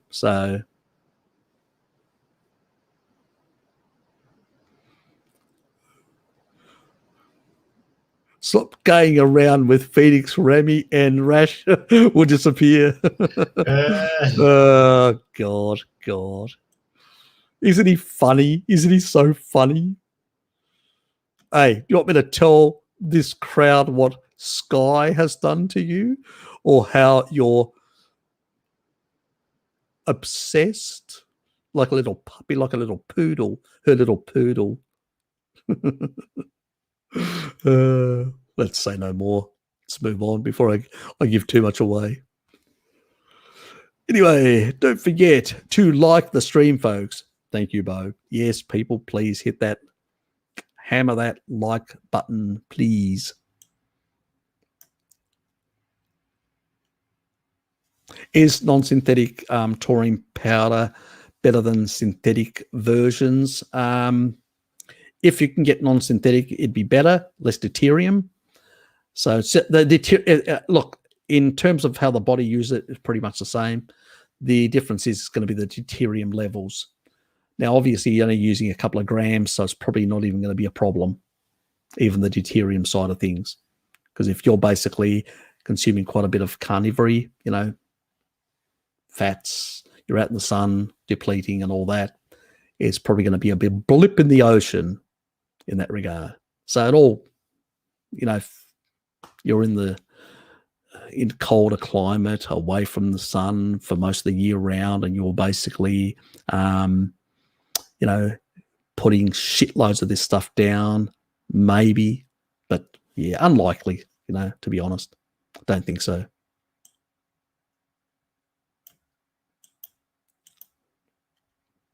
Yep. Oh, we got to that stage. Fuck. Still behind. Ah, yes. And I think I did. Oh, that's right. That's a while back. Yeah.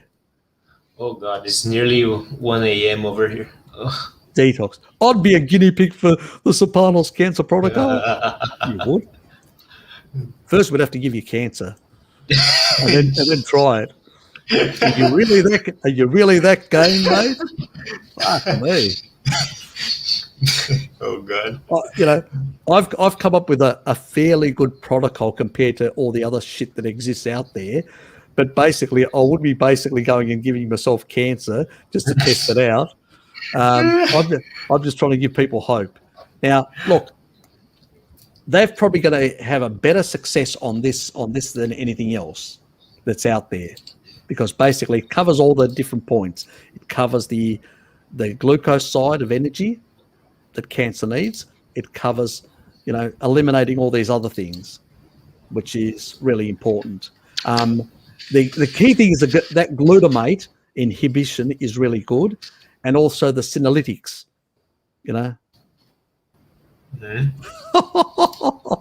Oh, you want cancer? Watch more of Harry's streams. He wants to be timed out again. I should time him out again, shouldn't I? Oh God.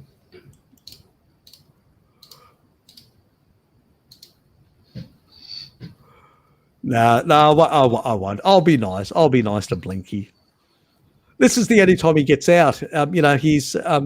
He's basically, Sky keeps him in the cupboard under control. in a Discord. He gets a bit of spanking over there from Sky and all that. And then basically this is the only time he gets let out. So, you're welcome, mate. You're welcome, Bo. And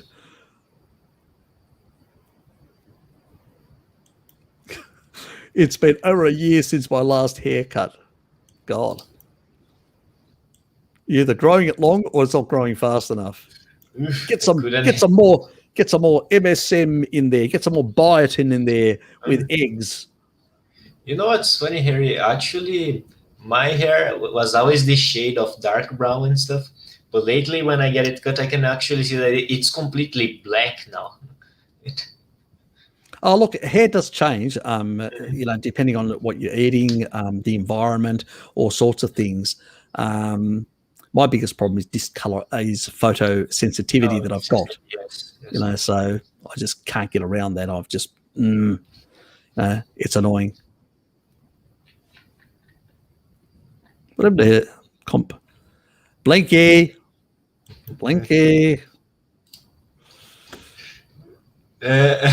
Phoenix, he basically stopped Blinky. Blinky. Remember, I can ban you for a whole day. Blinky has a rash from being a dickhead. Poor Phoenix. Yes. Like, is that turned? See, that's come back on. It's turned on. I can still turn it back on. Make it available.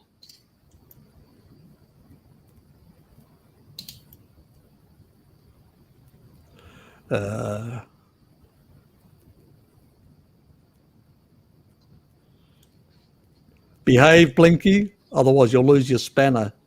You can't stop people. That's a legitimate thing. That actually I agree with. I'll pay that. Thanks, Phoenix. I'll pay that.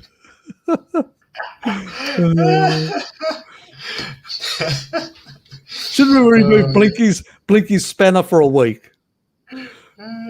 Please vote in the chat. No, don't do it. I'm not going to do it. I'm just joking. Still be funny.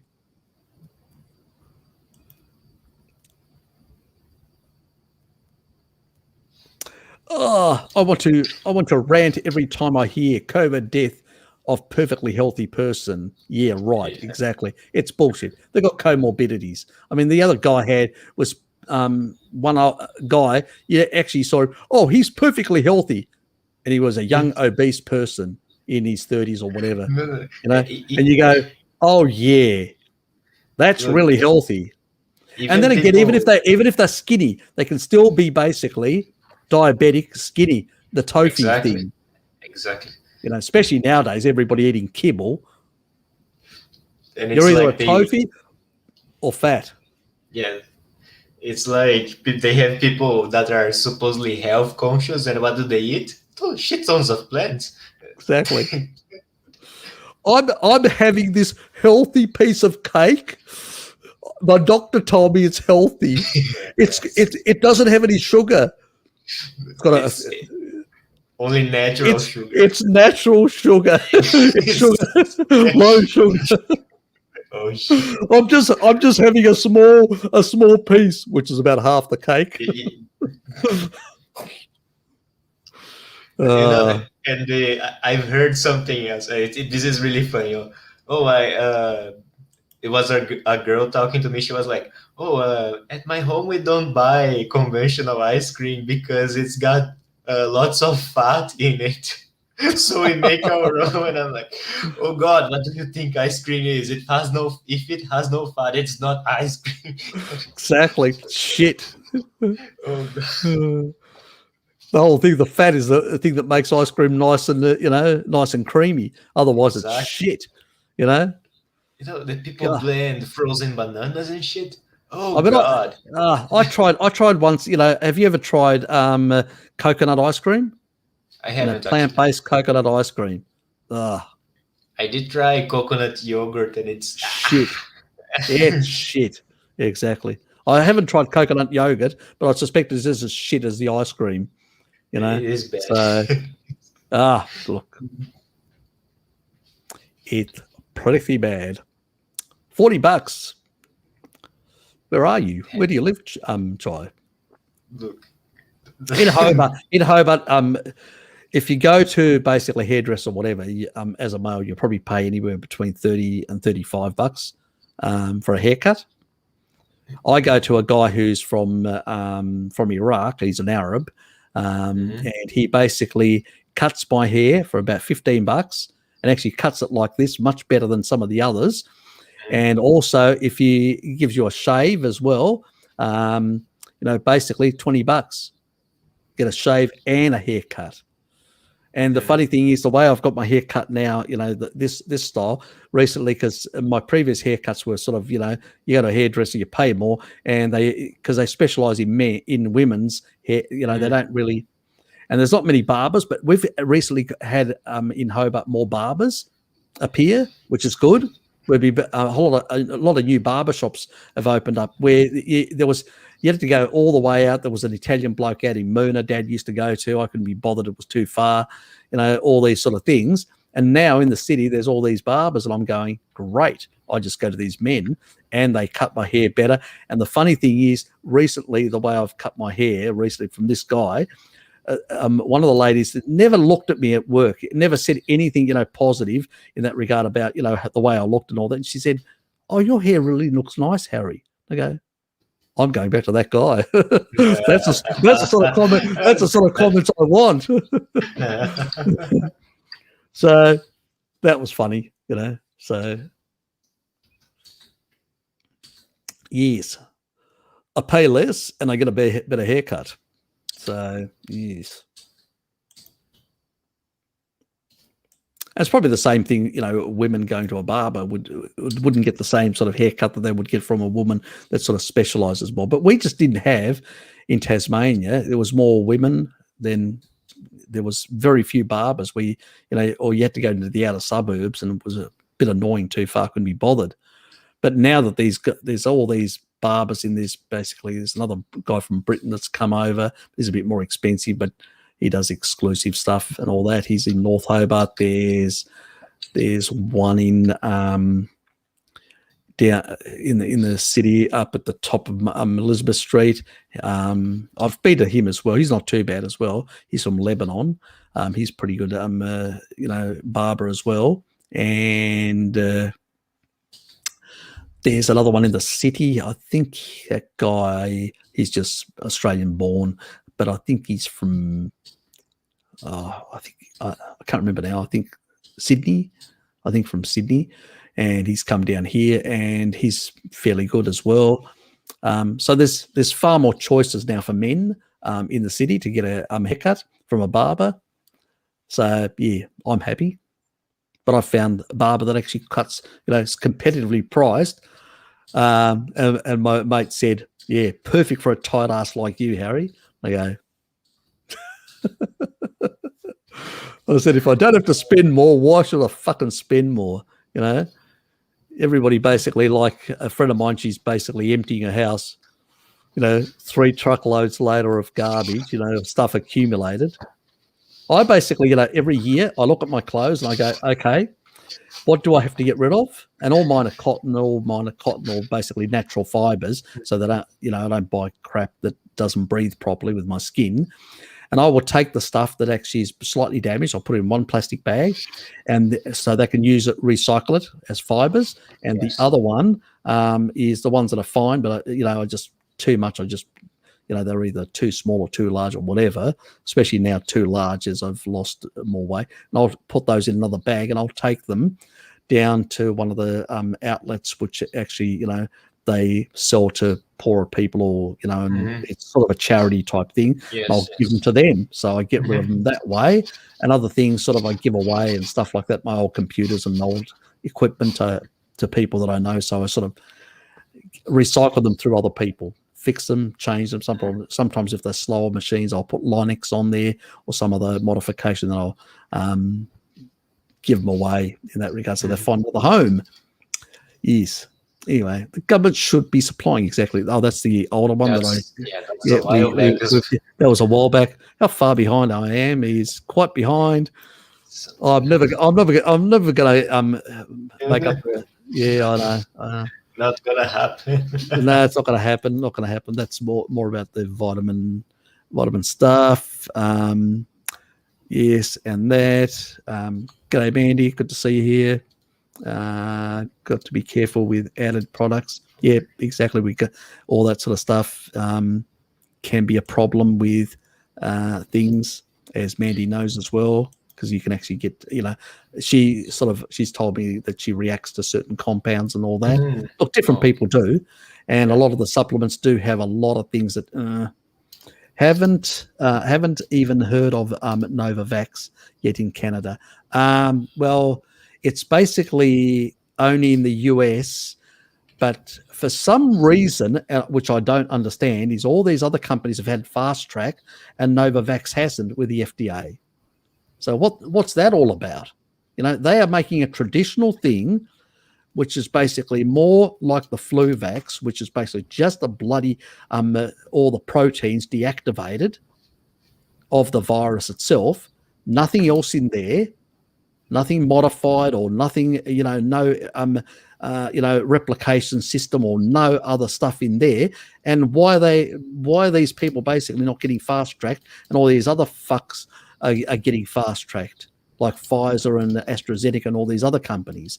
Is I would be asking that question. Why don't you call your politicians and tell them why they're basically fast tracking the other stuff that's less safe and they're not fast tracking this one? That's what I'd be saying, because there's something bloody wrong with the picture. Indeed. Yes. Because basically Novavax basically doesn't have the same pull with government. As simple as that. So they're not getting basically the same treatment. Mm-hmm. Well, so again, profits before humans. Exactly. Harry, I think I need to get going soon. It's actually quite late. You do that, mate. You do what I'm about to pull the pin as well. I know I haven't answered everybody's questions. It's nearly impossible to answer everybody's questions. Chai's in actually Queensland, so Charlie's in Queensland but recently went to 35.40. Oh, it used to be 30. Yeah, look, I know a number of people have jacked up their prices. It's our prices just become competitive because basically you've got a whole lot of male barbers that have come into the market and they've basically priced themselves lower than to pull that male business away. That's basically what they've done. Whether they'll stick to those prices in the long run, time will tell. Let's put it that way. Supply and demand, you know what I mean. Anyway. Yeah. Anyway, mate, Loki, thanks for being here. I appreciate it. Oh, it's always good. And yeah, I guess I'll be joining you again next weekend, and it's always a pleasure to be here. Thanks, everyone, and stay well. Thanks, mate. Take care. See ya. See you, Harry. And basically back to me. And I noticed Tinks says, Harry answers the first 5% of questions. A bit more than 5%, mate. A bit more than that. But, it's basically just not enough time. I mean, if you're going to answer things properly, I don't do consultancies and that's one thing, and I don't do other things. So it's just one of those things. If you're going to cover things with a bit of detail, it takes time to answer most of people's questions in that regard.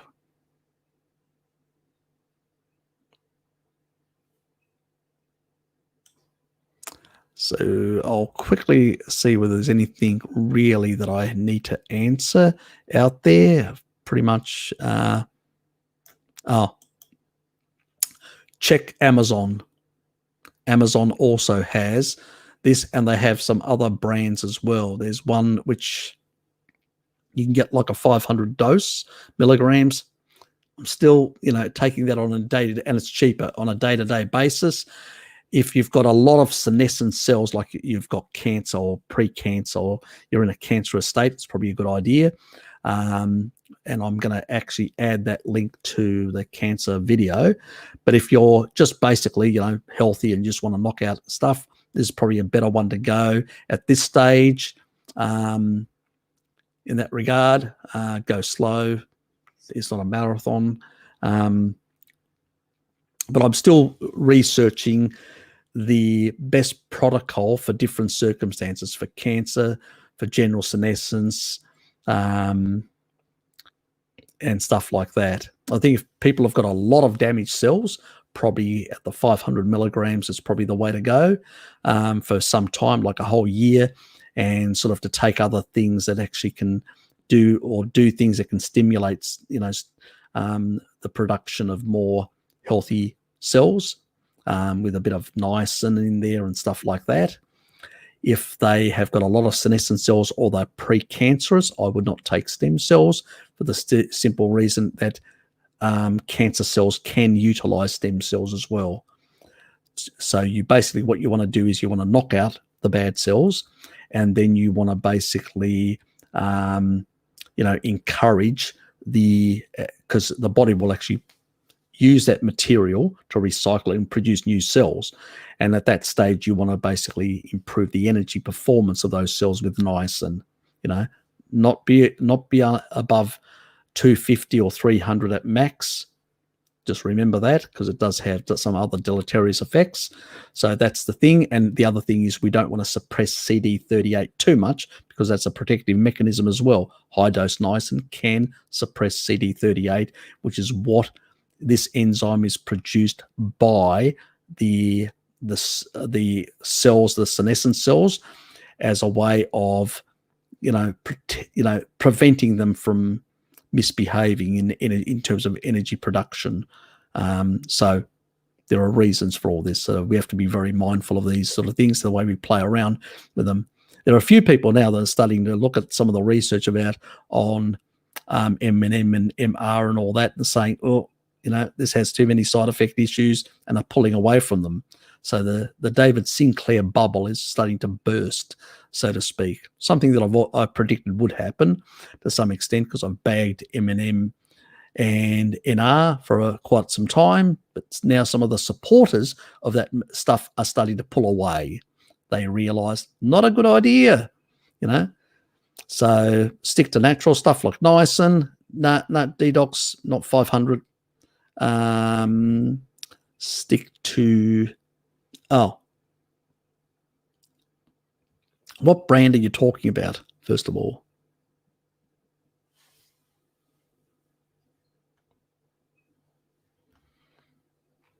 Because there are some of the 500s can be exactly, Fabnado, correct, not over 250. That's what I do. I stick to 250.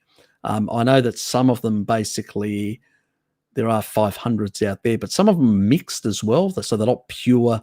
The dosage isn't really 500. So, but stick to 250 or below. I get a pharmaceutical grade one. I've shown it before, which is basically produced in Australia. Look, I'll do a video on niacin in the next couple of weeks, and I'll basically show the stuff and where to get it and stuff like that. So I'll do something proper in that regard. So it's a thing that, and I'll cover all the controversy with the M&M and NR and all that sort of stuff. I did do something before, but with niacin on, I do have a video that I've done, covered some of the pathways and stuff like that and all that recently that I did. So go and check that video. But I haven't covered the dosages properly, the protocol and some of the stuff. So I need to do that. So I've neglected to do that. I was going to do it, but I forgot. It was going to be done right after that one, which was my critique, and then properly go into that. But I just, I forgot about it, basically. So do need to go back to that. Any sort of eggs that were still fed? No.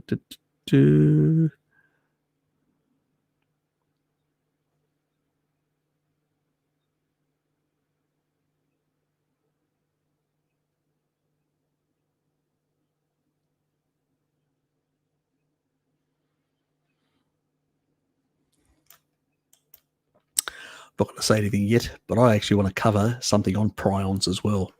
I've got a slightly different view. I want to get into that at some point. So I'm not going to say anything. That's for a future video. Don't want to give too much away to anyone else that may be listening. Because once you give something away, people know then which studies to go and look at. Yes, please hit that damn like thing.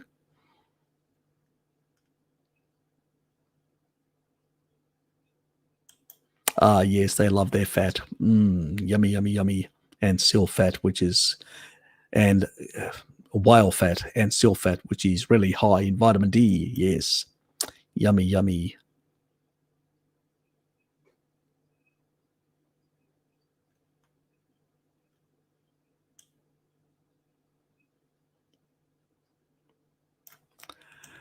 Mate, they've always used one avoidance way after another.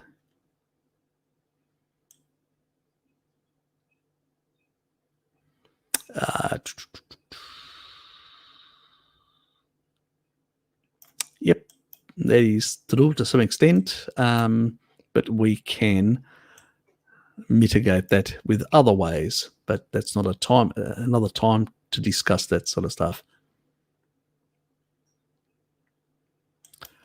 That would take far too long to talk about histamines and kidney, bladder, blah, blah, and all that sort of stuff.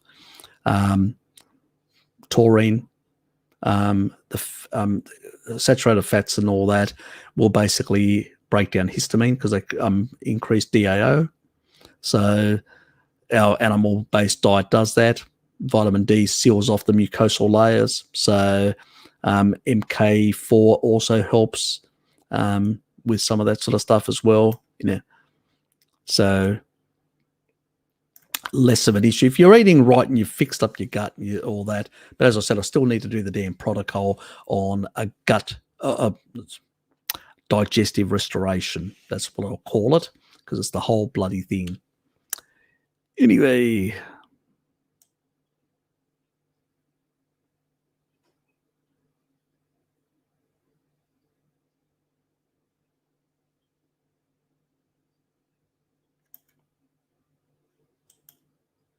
Oh, is that what the vegetards say? They'll say anything. We wiped out the megafauna. The Maoris in New Zealand and the Aborigines in Australia turned up. A bit after that, there was not many megafauna around. And then they learned to burn the continent, like the North American Plain Indians burnt the continent. And that is why the environments that have been created in North America and in basically Australia are very prone to bushfires. Why? Because they're designed to be burnt periodically. In the past, what happened was the native people that lived on that land would occasionally do burns, deliberate burns, to basically adjust that vegetation. But nowadays, because we've got crackpots, ecologists that basically prevent us from going out to actually do any burns, and what happens is you get a lot of undergrowth. And when you get undergrowth, you get more severe burns and more severe fires, in more intense fires as well, that actually do threaten some of the species that in light burns would not be put at risk. They are causing the problem. And the problem is no Aborigines now are actually, hunting kangaroos. So basically we've got an endemic, we're overrun by kangaroos. Me and Blinky should go out there with a Gatling gun and just mow some kangaroos down to bring the numbers down to more normal levels. They're decimating the environment. But they're protected species because the crackpots out there don't care about the environment. They care about cuddly, furry creatures.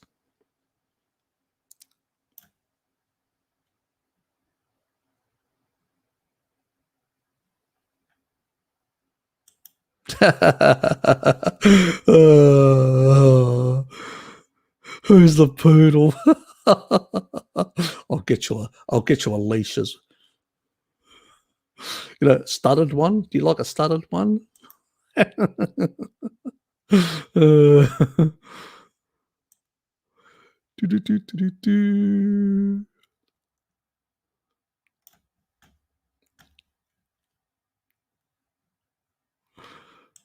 I'll have to get Sky back on here.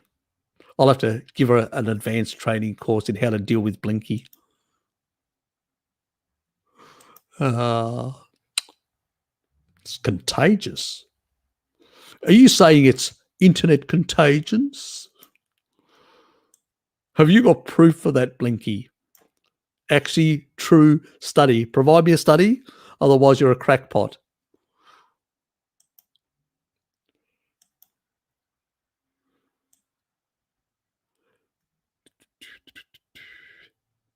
Anyway, guys, I'm going to pull the plug as well.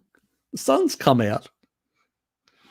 Guess what I'm going to do? I'm going to get ready to go for a walk before it just falls apart again. So, an opportunity to go for a walk as the sun's coming out. Good. Anyway, I'm getting out of here. You've had all your fun for the day, and everybody else that basically I will see you later. So what are we talking about? We're talking about 3.5 hours from now. So in 3.5 hours, whoever's around is around. I will see you then.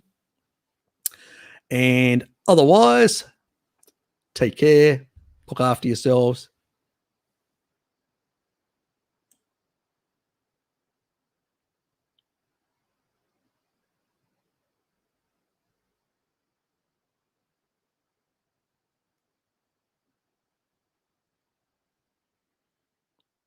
And yep, Bile and Dox and Fapnado and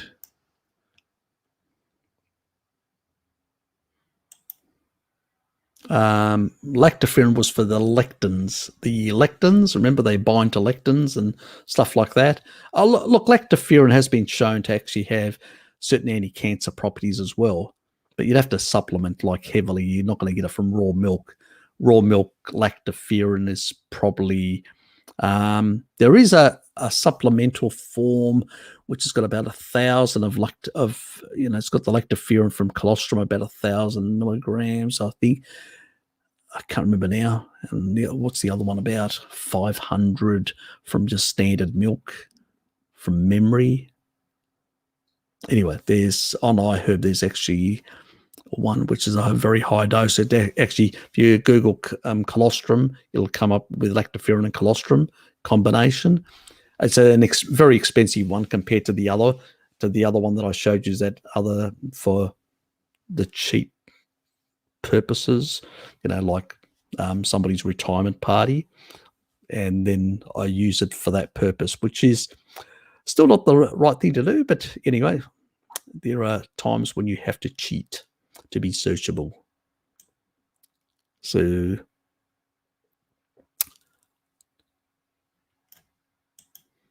yep.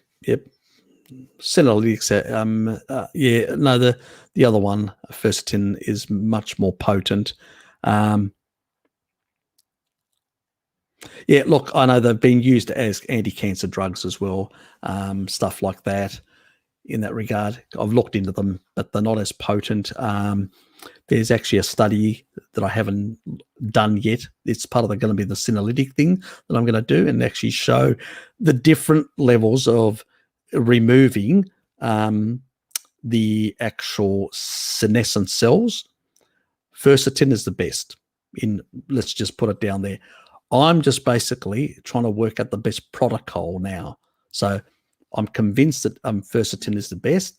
Now I'm just trying to work out the best protocol, but I need a testing company in Hobart that can actually test, my blood, and then I can actually do the one protocol, get myself tested, and then do the other protocol after I've had like a washout month. So then a washout month, then go back and do the other part, and then see exactly what result I get. Because ultimately, if it gets good, if it requires to be combined, if you just combine it with food and you get good results, fine, I'm happy, with that. And that makes it easy. But if it combines better with using like cream or a lot of fat, and it works better that way, then at least we know what works better to enhance clearing out all the damaged cells. The more damaged cells we get rid of, the younger we're going to be, the better functioning our organs will have, and the less likelihood we're going to be susceptible to cancer. The big thing is basically, look, we all come damaged. We are not living like the Maasai or the Inuit, the traditional Inuit or anything. We've had decades of basically seed oils like myself and crap and kibble and all sorts of, where we've done a lot of damage to our health. Don't expect our bodies, and the older we are, you know how hard it is when you get older to clear out all the damage. You literally remember what Ron Rosdale used to say. It's a struggle between repair and damage always wins. The question is, how can we slow down the damage or reduce the amount of damage in our bodies, especially the accumulated damage we've caused ourselves over decades of basically eating inappropriately? That's what we're fighting against. So what I'm trying to do is with these Senolytics is work out the best protocols or ways of eliminating and then supporting the energy production to generally provide a good way, so you can, because none of us are going to be reborn and have the opportunity to live a Maasai life. Okay? We've lived our life up to this. We're middle-aged. We've sustained a lot of damage. Now what we have to do is try to find ways to remove that damage, repair that damage, and stuff like that. And there are people that basically that I've interacted with and tried different things with and stuff like that have got a lot of health issues and all that. And it's forced me to look into other areas which I hadn't looked into with these Senolytics and stuff like that. But I also need to understand the best way of actually doing it in that regard. Currently, I've got Dad taking 1 capsule a day, but, maybe there's a way of bumping that up as a short term. There's a protocol out there where you can go much higher doses and then sort of fluxing through, whether that would be a better way of sort of taking out a large proportion and then getting the body to, use that material to create new cells, healthy cells, and support them with energy in the appropriate way. So I'm trying to work out the best way of actually playing that whole thing out. So time will tell, but I need somebody to look. If I don't find, like here in Hobart, a testing thing, I will look around the world and see where I can find, and then I'll actually post it, or I'll actually make it. I'll tell you guys, and then I'll ask for volunteers in those countries, so you can actually do the protocol on behalf of the rest of us. Because at the end of the day, we just want to know what bloody works, and best approach to do it to actually get the benefit. Because we're not. The FDA is not going to do it. The government's not going to do it. Any other person out there is not really interested in that. Pharmaceutical companies, forget it. They're only interested in selling drugs and making money from garbage. So that's where we find ourselves, unfortunately, So we need to find solutions for ourselves that can help us and our families. In the long run, our families are going to be way more unhealthy than what we are today. And at that point, they're going to be coming to us and saying, what can I do to basically restore my cellular function, bring back the energy so I can actually walk, I can actually run up the street or do that sort of stuff. Basic stuff in some cases for some people, that even struggle to do that. And I've been basically, scratching my head trying to find solutions for people that are very damaged. Now, obviously, this will also help people that are slightly damaged, like myself and others, so it'll be a benefit for everyone. But also people that are very damaged need to basically find ways of fixing their cells, So it's a difficult task. I thought with deuterium depletion may work, but deuterium depletion isn't enough. If the cell is far too damaged, deuterium depletion doesn't work. You can get a bit of functioning, but it doesn't really work that well. At the end of the day, we've got to fix the cells and get rid of the bad cells and fix the cells and make ourselves less vulnerable to cancer as well. This is why they're talking about 1 in 3 having cancer in the future, or 1 in 2, even some people are saying. It's just crazy, where the world's going. So this information we'll need in the future. It'll be very helpful for not only for us, but family members to find ways of basically fixing stuff. I think still that stem cells, if you're healthy and you're not precancerous, you don't have too much senescent damage and all that, probably a combination of doing some senolytics to knock out all the bad ones and using stem cell enhanced type products like Cerule or stuff like that to produce more new adult stem cells is probably a way of youthifying yourself much faster, making yourself much younger and healthier in that regards. But if you're basically quite damaged and all that, I don't recommend stem cells for the simple reason that you may have some precancerous, or you may have cells that are about to go that way or whatever, and stem cells can be utilized by such cells. And that's where the risk lies. So we have to be very careful. I don't want to put anyone's life at risk. I'm not here to basically just be cavalier about these things and risk people's lives. The only reason I'm here is because I do give a damn. I've suffered myself, and I don't want to basically put people at risk like I wouldn't want other people putting me at risk. But at the end of the day, we've, thanks, mate. Devox, I'll be one of the testers for Canada. Not a problem. That's it. Look, hopefully I can find a place down here and I can actually get myself tested. But otherwise, if not, and there is a company in Canada that does the same test, then good. I'll accept your volunteer. Thanks in that regard. Appreciate it. So, yeah, because we need to find out what works and what doesn't and help people. There's going to be a lot of sick people in the future, guys. A lot of sick people that are going to be very damaged. If you get to basically levels of 1 in 3 or 1 in 2 with cancer, it's going to be horrendous, the amount of damage out there. So that's the other thing that we need to be promoting with, senolytics also help with protecting when you're doing chemo. Taurine does as well. That's another thing. So if you know a relative that's going through chemotherapy, get them onto a low carbohydrate or ketogenic diet, and definitely get them on things like quercetin, which is a senolytic, and also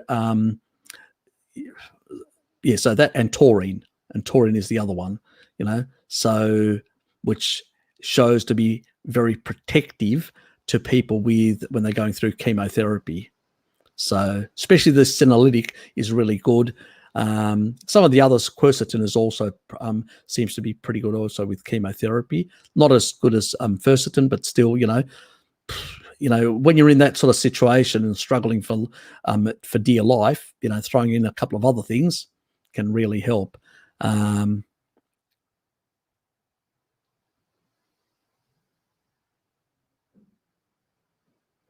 Yeah, that's right. Yeah, because we had a bit of a discussion. There was basically yourself, and there was basically also Shell as well. That and so that's why I brought a lot of this forward, and that's why I'm bringing some of this forward, because more people have approached me and said thank you for the protocol, and can you provide us more information, and how best to use some of this sort of stuff. And so I need to test some of this stuff now to basically, because we've got the studies that show that it works, but now we need to basically find the best way to enhance that sort of thing, especially for people that are basically at that knife edge where they've got either pre-cancer or they've got cancer, or they're very sick and potentially could become susceptible to cancer. So, yeah, to find the best way to basically then go to our family members and say, try this at a minimum, at least. So, yeah, it's and especially if people have got like a rebounding cancer, there's a situation where you become you become resistant to the chemotherapy, so it doesn't work. So in those sort of some of this sort of stuff also helps reversing some of these sort of effects of the sort of the resistance that exists out there. So yeah, do spread around to family members that have got cancer and stuff like that, or pre-cancer, or risks that have been identified by their oncologist or doctor. So yeah, get them on that sort of stuff to basically to be protected in that regard. So I had Dad on certain things, but I haven't had him on this sort of stuff, and I've just recently got him on it. In that regard, I just need to work out the protocol, because I'd like him to do the protocol as well at some stage. And then next year we'll go and check his kidneys again and see where they're at. Things have improved since the last testing, so the doctor's quite happy that he doesn't think there's a need for Dad to go in for surgery to get the kidney cut out at this stage, which is good. So we're on the right path. Now it's just a question of basically working out, whether we can actually recover his kidney completely, which is so he doesn't have to worry at all about his kidney going long term. So I'm glad that he's thrown away a lot of his sugary things. That's all gone now, and he's reduced a lot of things, his sort of indiscretions. He basically says even to his brother, he says, "No, I'm not coming out to any of those restaurants," because he's avoiding seed oils. So he's going, "No, I'll come to your place, or you can come to my place and I'll make a meal," and all that, which doesn't, my uncle doesn't, he's a very unhealthy. But what do you do? He's just basically the way he is. But anyway, thanks guys for being here. Appreciate it. Take care, and I will see some of you later in the day, and the rest of you next week. Anyway, see yous.